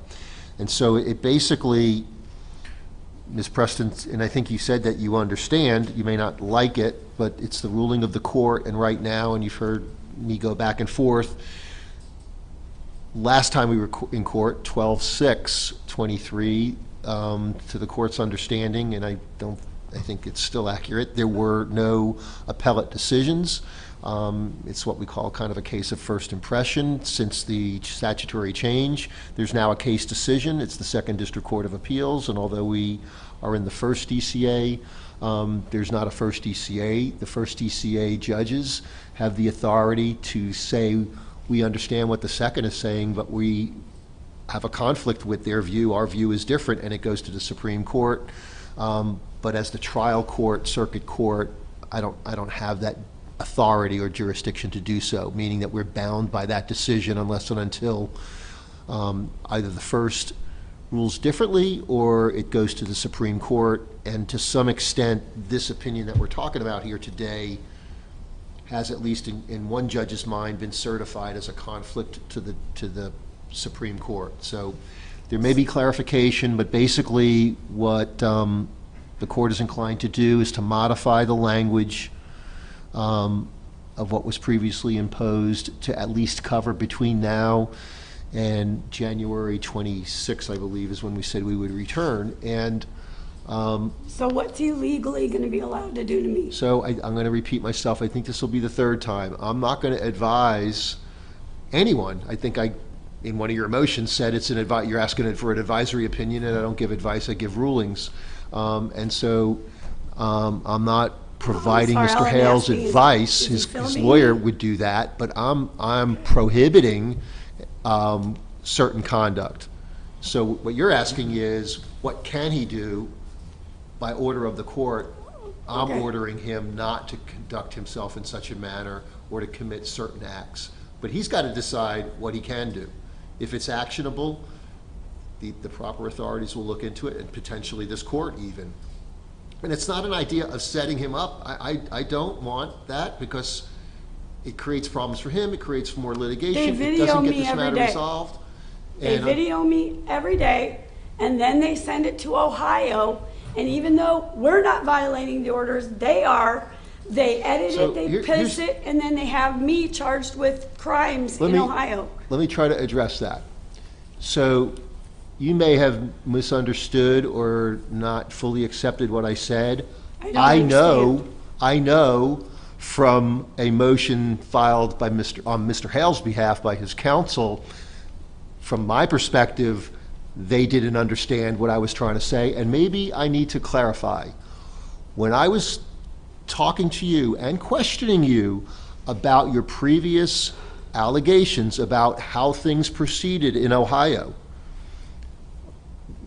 far from defending you and criticizing the Ohio court, the complete opposite was my intent, which was, if you're saying you were, and I'll use the word, railroaded by that court, not heard by that court, not fully heard by that court, were denied due process by that court, or anything similar to that, like that, or in any way to be construed that way, that's for you to fight with them.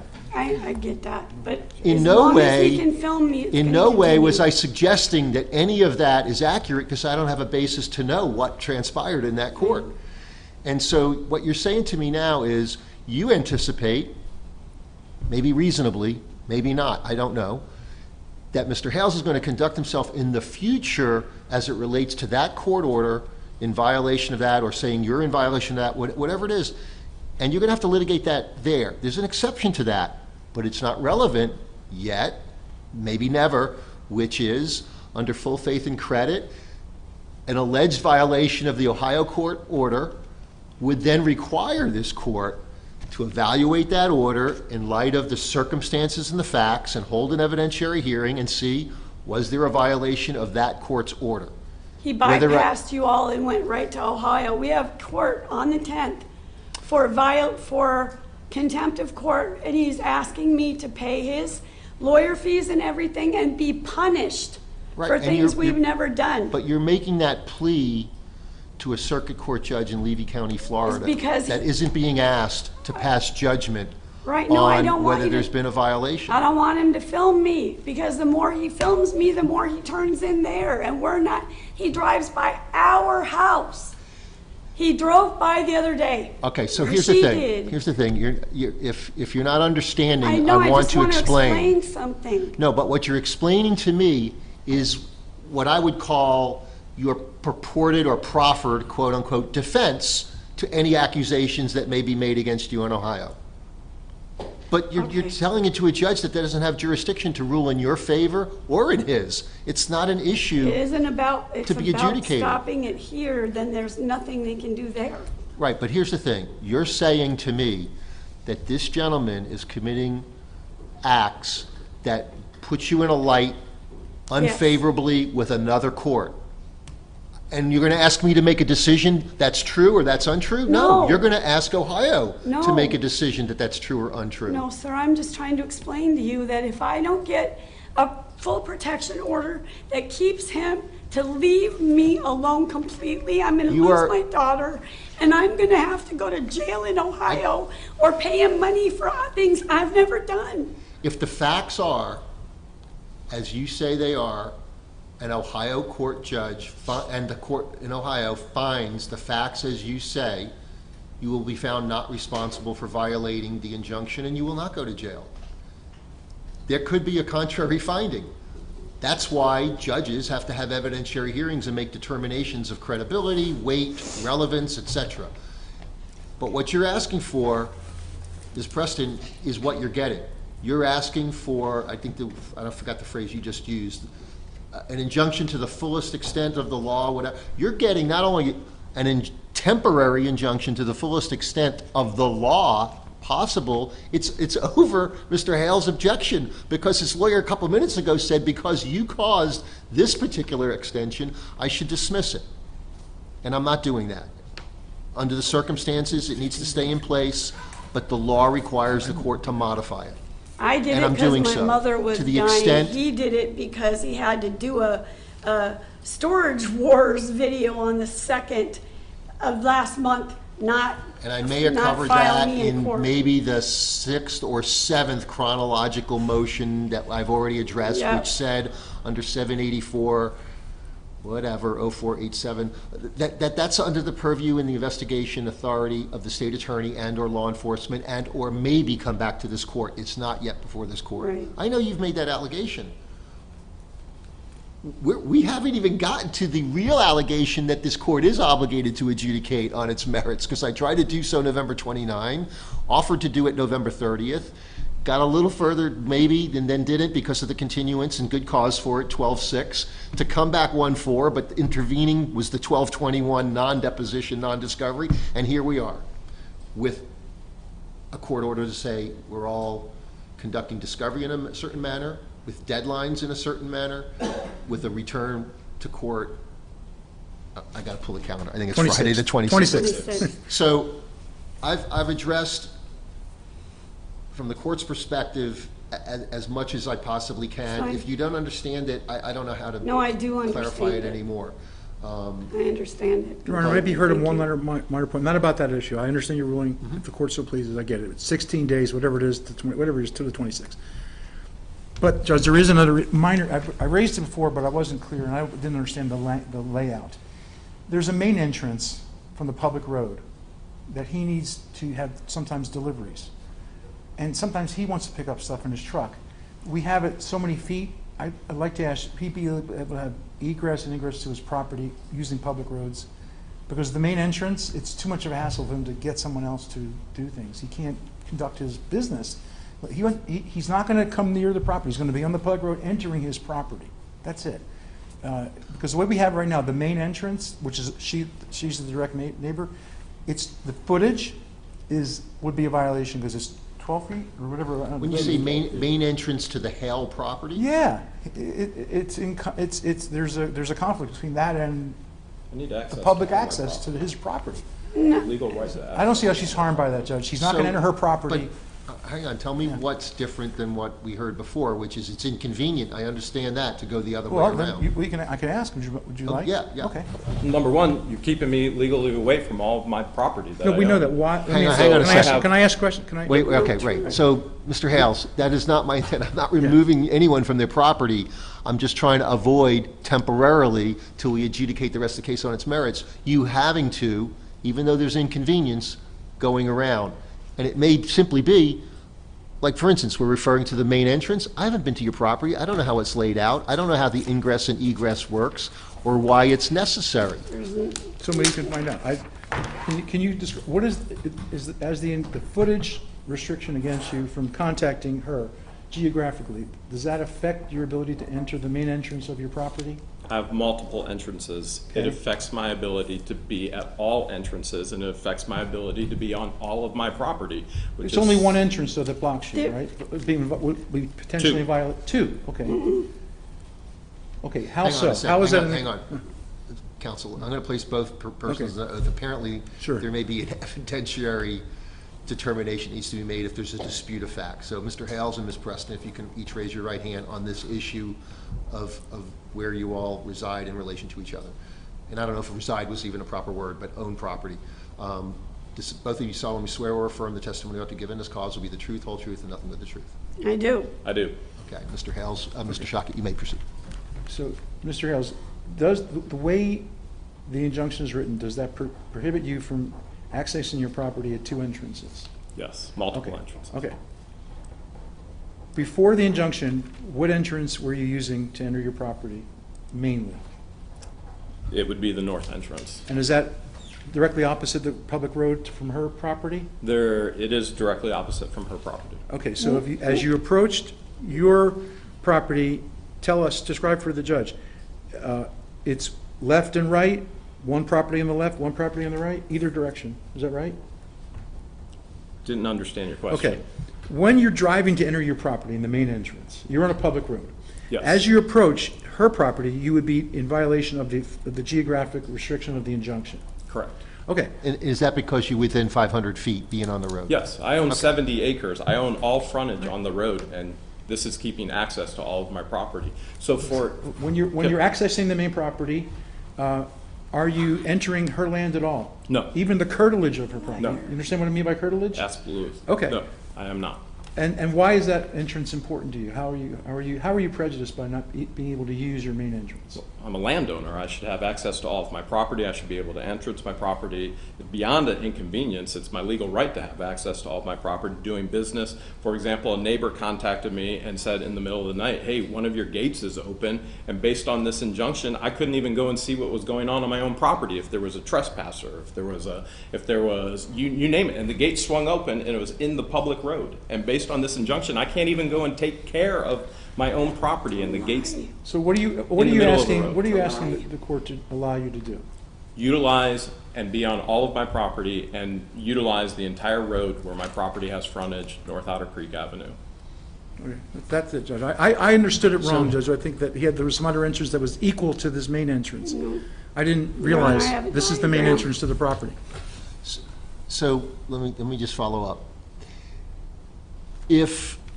So there are parts of your property, when you're standing literally on your deeded property, you'd be within 500 feet of the edge of her property.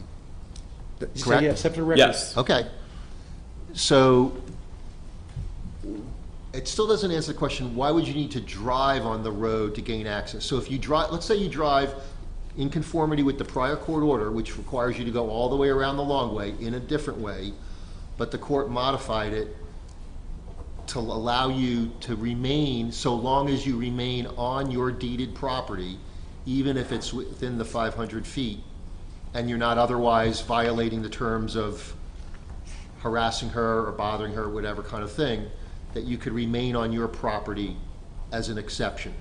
But without I'm not hearing that there's a reason for you to drive on that road. You can drive all the way around and then walk to the front of your It's more property. about that gate. That's critical. Or drive to the front of your you have property. the aspect of, there are pieces of my property that I have to care for. For example, the gate Right, blocking right, a but public I'm- road. But what I'm proposing have is you have access. Listen, okay, just If, what I'm saying is, if the court allows you access to all, so your property, big square, all your property, parts of it, as I understand, are within 500 feet. If the court allows you, so long as you remain on your property, your deeded property, even if it's within 500 feet, and you're not otherwise violating the terms of the agreement, that exception can be built in. It still might require you to drive around to come in. It just keeps you from driving in front of her home. right, One of my access points are in front of her property. right. So tell us. There's can no you tell us what- driveway there, no driveway Ma'am, in front of we're going us. to do it one at a time, and I placed you under oath because I expected you're going to give me contrary testimony, and then I'm I'll have to make sorry. a decision. I drew a Can diagram. you tell the court why you need access to that particular entrance using the public road across from her property? The only way to get access to the entrance is through the public road. I even Is there anything special about the width or a gate from that entrance that makes it the main entrance?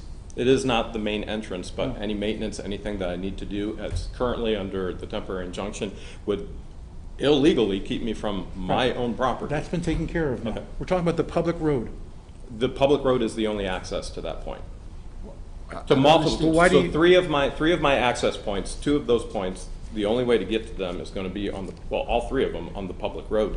But the one across right from their property, where they purchased property across from me, is literally right across. Your Honor, it's really, we have a case that's parallel to this, with our neighbor case, if you know which case. And in that case, the injunction did allow, issued by, I think, might have been Judge Browning, but it doesn't matter, did allow egress and ingress to the property because they were so close. I've carved out exceptions all the time. I mean, in Gainesville, I carve out exceptions to allow one student to enter the property of UF to go to a certain building to attend class through one entrance and have to exit through that entrance between the hours of this and the hours of that. Wow. I've carved all kinds of exceptions. Okay. To not unnecessarily encroach upon what would otherwise be the free use of one's property. But my question is, how can you not have access to your entire deeded property from entering that property from another location? The answer is very simple. A temporary injunction that puts a 500-foot restriction on me, I clearly cannot get to all of my property because they stalked me No, and but I'm purchased saying property right across the street. I know what from he's me. saying, Judge. May I, Judge? I think he's saying, did not even stop accessing his property from the public road, he might need to access for maintenance or anything like that. Just had to. Well, okay, but that's fine, but I'm just saying in theory. Wait, hold on, let's back up. The court's familiar with maintaining property, the court's is familiar with maintaining fence lines on property. It's not a foreign concept. Okay. What would be a foreign concept is why, even if 70 acres, make it 170 acres, you enter, let's say it's a north, south, east, let's say what you're calling the main entrance. What side is it on? What side of the property? East, west, north, or south? It would be east. Okay, so let's call it the eastern main entrance.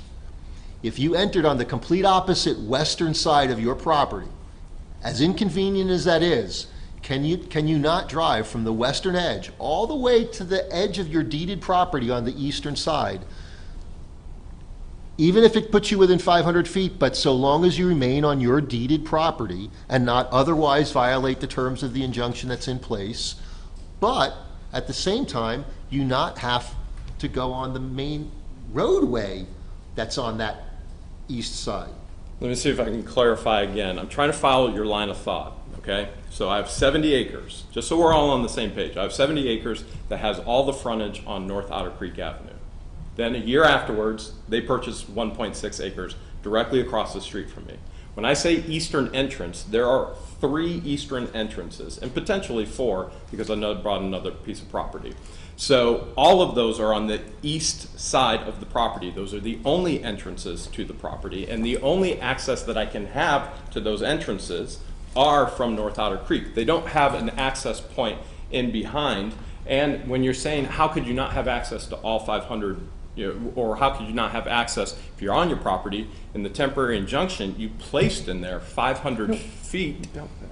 That's, Right now, right. So- I know what it says now. So I can't access the property. So The hold only on. access to the property in certain points is North Otter Creek Avenue, which is the public road, which, What's the road on the western side that allows you access to your property? That's clearly outside the 500-foot buffer.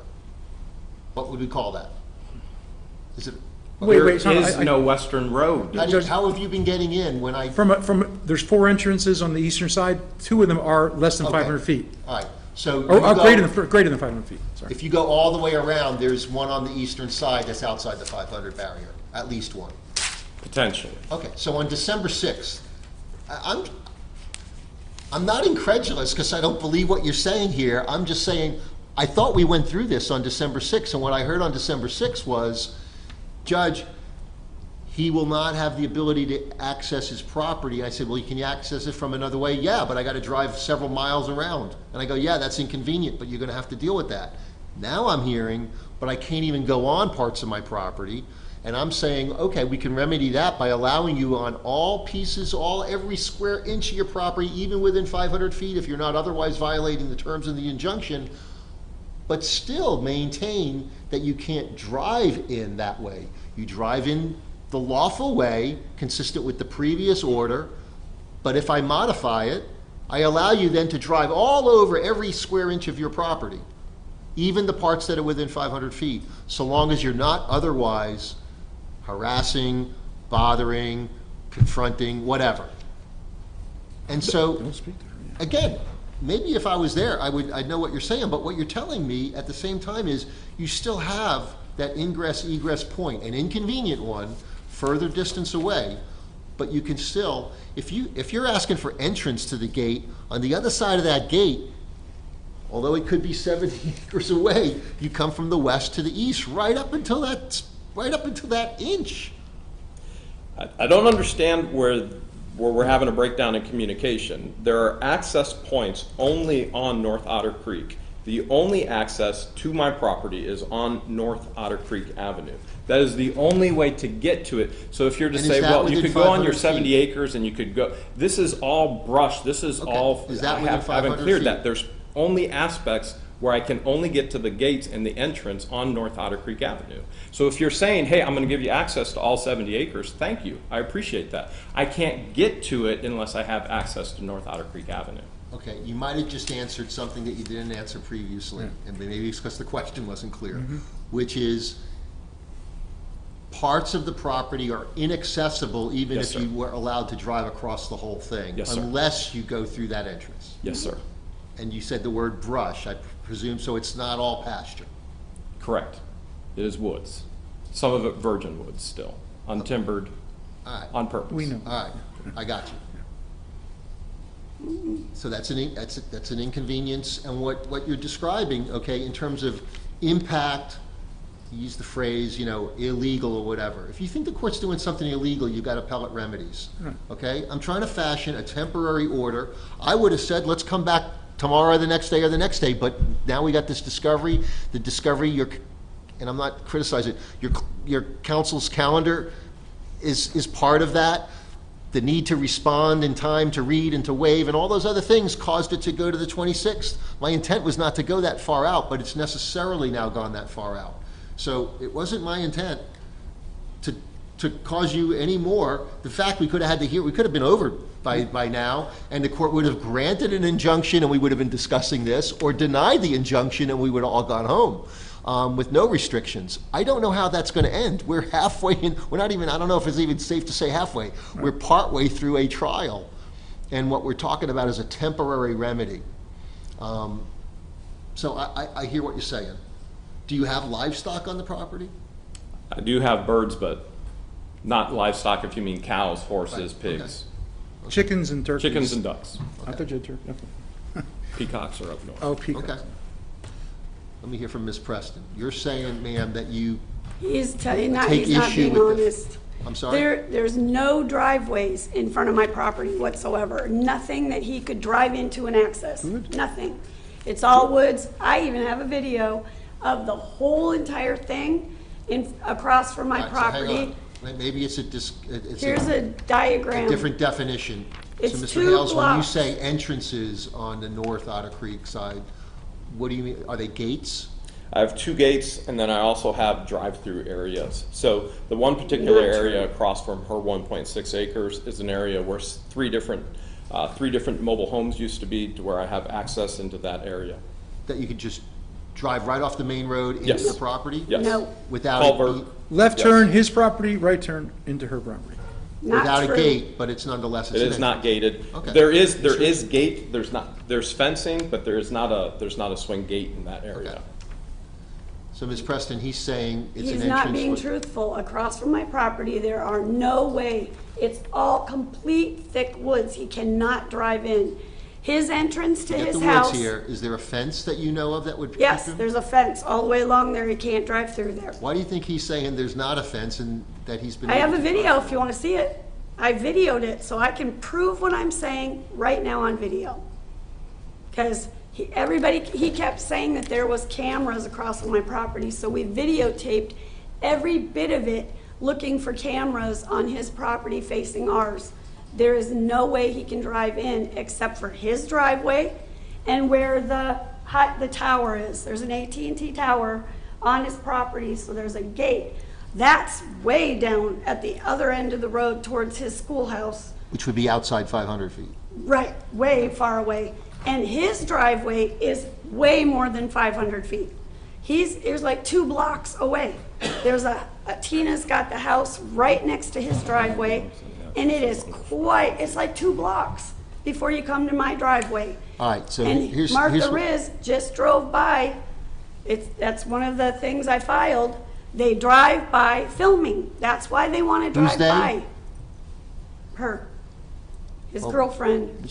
So if she's acting at the direction of Yes. Mr. Hales, then you could allege that as a violation of the terms We of the did. injunction because it includes language. I have a video I can show you. There's no entryways across from my property. None. He can go right out of his driveway. He can come right out, swing left, and go boop, right to the highway. It's just right there. And we've been following it. We haven't even Hang gone on. out that So way. there's to no go to Walmart. contact, the prohibition against Mr. Hales includes other people unless such indirect contact through a third party was specifically allowed by this injunction, and there is no such thing that approves that. No, So but if she that's does all happening- his videos, so. That's an allegation that ought to go, if at They all. do- They do lives together. They film together and they're on their That's lives on videos that's another together. allegation, and you know how to access the courts. I know that because there's at least 4 petition by affidavit Right. alleged violations. So you can have number 5 and number 6 if you wish. Those will be investigated, and if it turns out that way, action will be taken or not, depending on how the evidence plays Right. out. So that's a separate issue. This is a very limited issue, Right. and it But I'm just showing you, and I have the video, there are no access points to his property in front of my property. Rather than what the court would need to do is have you show them the video and then authenticate it and then determine whether that video is accurate and make a determination of who's accurately describing what that is. The court's going to make a finding that as a temporary matter, despite the inconvenience, the court will modify the language to the extent that it'll allow access to all of your deeded property, even those parts within 500 feet, if you're not otherwise in violation of the terms of the agreement, but still maintain that your ingress and egress needs to be outside of the 500-foot barrier. And I'm not insensitive to that, but the fact of the matter is, in the balance of the need to access from a certain vantage point the piece of property and the inconvenience that it causes without allowing that, that's one of the consequences of the law that requires the court to have reviewed a petition, a supplemental petition, and a second supplemental petition to finally get to a point of temporary relief. Judge, if I may, I don't think 500 feet, I don't think any of these entrances Correct. are within, they're all within the 500 feet. Maybe we just make it 250 feet or something like that, because right now, all of the entrances, that's what the confusion was. He has to go all around, because all of the regular entrances, this is what I've heard. Yeah, but the road is right up, her frontage of her property is on that same road. So And if my I house give is him close. ingress and egress, he's driving past the front of her house. Not necessarily, he could maybe, if 500 feet of her house, maybe make it 250 feet so we can use one of the entrances. Because what I'm hearing, we put him on the road, he just told me that all of the entrances on Otter Creek are within less than 500 feet. No, they're One's not. 100, one's 200, one's 300, there are none. They are Is that not. Correct. Yeah, so maybe make it 250 feet or something like that, Judge. Just maybe then that narrows the All right, zone that of wasn't- entrance. That wasn't suggested until just. Oh, no, I didn't, I agree, we got clarification here on this, I understand. So to access his property, if he's accessing his property, But if he's driving on the main road that'll allow him access. Otter Creek? While Road? he's doing that, right, on the Okay. Otter Creek east side, are you driving on a road that fronts the property of Ms. Preston? Yes, At a certain point, you are, Right. you are, yes. Right. and he doesn't have to. That's the problem that the court's trying to avoid, temporarily. But can we, but to accomplish both objectives, Judge, maybe if it's 250 feet, and then that allows the entrance that's 350 feet away, him to come on Otter Creek Road, But how does he get to it without driving right past the front of her house? can you get to it without, can you get to any entrance? Yes, I can get to 2 under 250 feet. The entrance that I need specifically for a project, for my own security, for my own property, is right across from their property. Okay, how is it now a security issue that you have to get access to that spot? That's not something I feel comfortable sharing with currently. Oh, It then I wouldn't don't be have- secure, it wouldn't be a secure thing if I was sharing openly what my security measures were. Between now and January 26, you're gonna have that risk. He's already said on a video he's Ms. gonna put Preston? cameras up to watch my property. Ms. Preston, there's no need for you to make further comment. So, the court is going to enter a second extended temporary injunction. Wait, one more time, just to make a record, if I could. So we're just gonna say that because we're on the 26th, that's a brief enough time just to temporarily extend it. I'm just wondering in case anything, God On the forbid, happens, if we 26th, keep one of pushing two it. things is gonna happen. What if I somebody hope one of dies, two. I'm just, Okay, unexpected things occur. But either this court's going to dismiss the case in its entirety, or the court's going to find that there's a competent, substantial evidentiary Okay, basis to got it. enter an injunction, and then we're going to discuss what those terms are, got it, okay.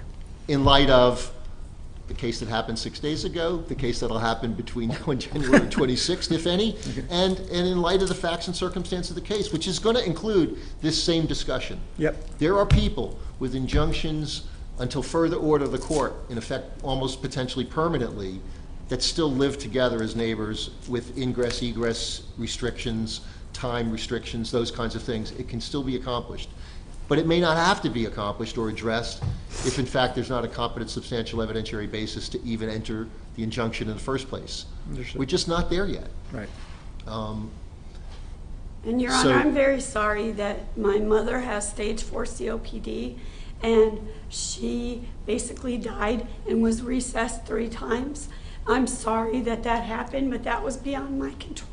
And had it been his mother... How is that relevant to what's going on? Because had it been his mother, I would have gratefully and gladly said, go be with your mom, we'll finish this later. It's not relevant to the I'm issues. just saying. Well, you're just saying. Just saying something that's not relevant is unnecessary. I'm sorry, I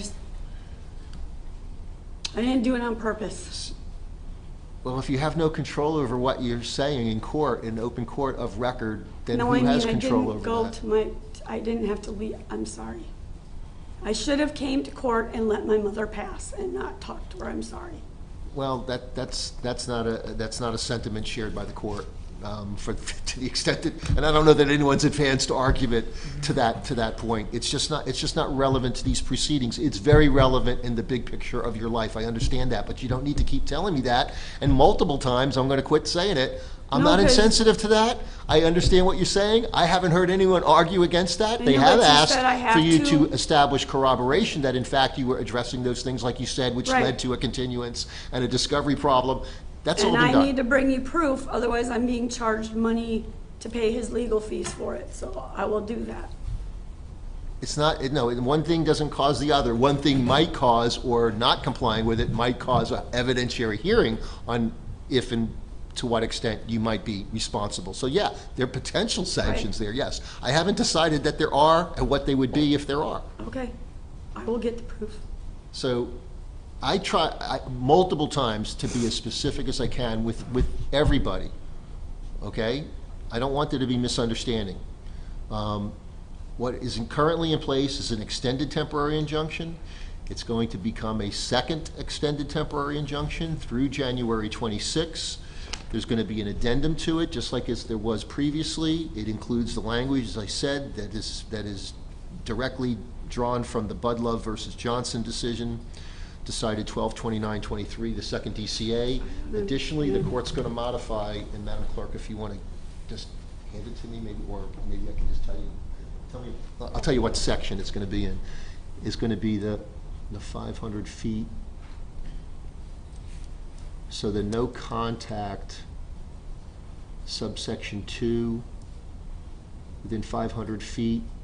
There's a trying to figure out where there's a place to put unless.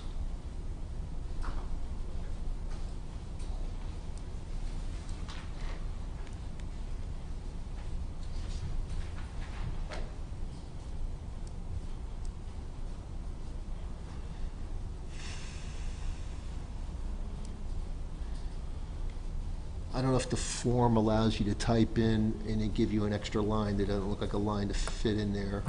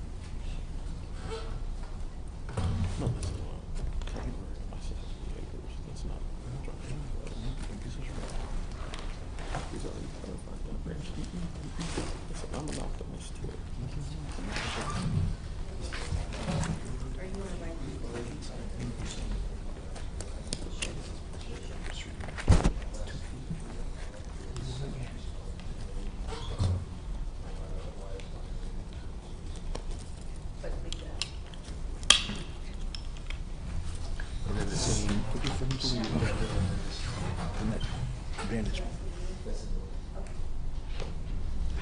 Gonna get my- All right, so I modified the language not to go within 500 feet unless physically upon the deeded property of the respondent and not otherwise being in violation of the terms of the injunction.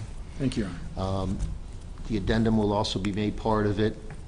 I know I don't need to, I shouldn't have to repeat myself, but again, Mr. Hales, you're entitled to be aware that violation of any of the terms of this now second extended injunction with the addendum and the modification to the distancing that we've just discussed, it's been orally pronounced of record and it'd be reduced to writing, and you'll be provided a copy here today. Any violation of that, as you know, will be alleged as a potential violation and will be proceed in that manner. You understand that potential? I need you to answer out loud. Yes. Okay, I just want to make sure that it's clear for the record. Ms. Preston, anything further to come before the court on your behalf? No. Okay, anything further, Mr. Shockett, on your client's behalf? No, Your Honor. Thank you all. Thanks. Stand adjourned.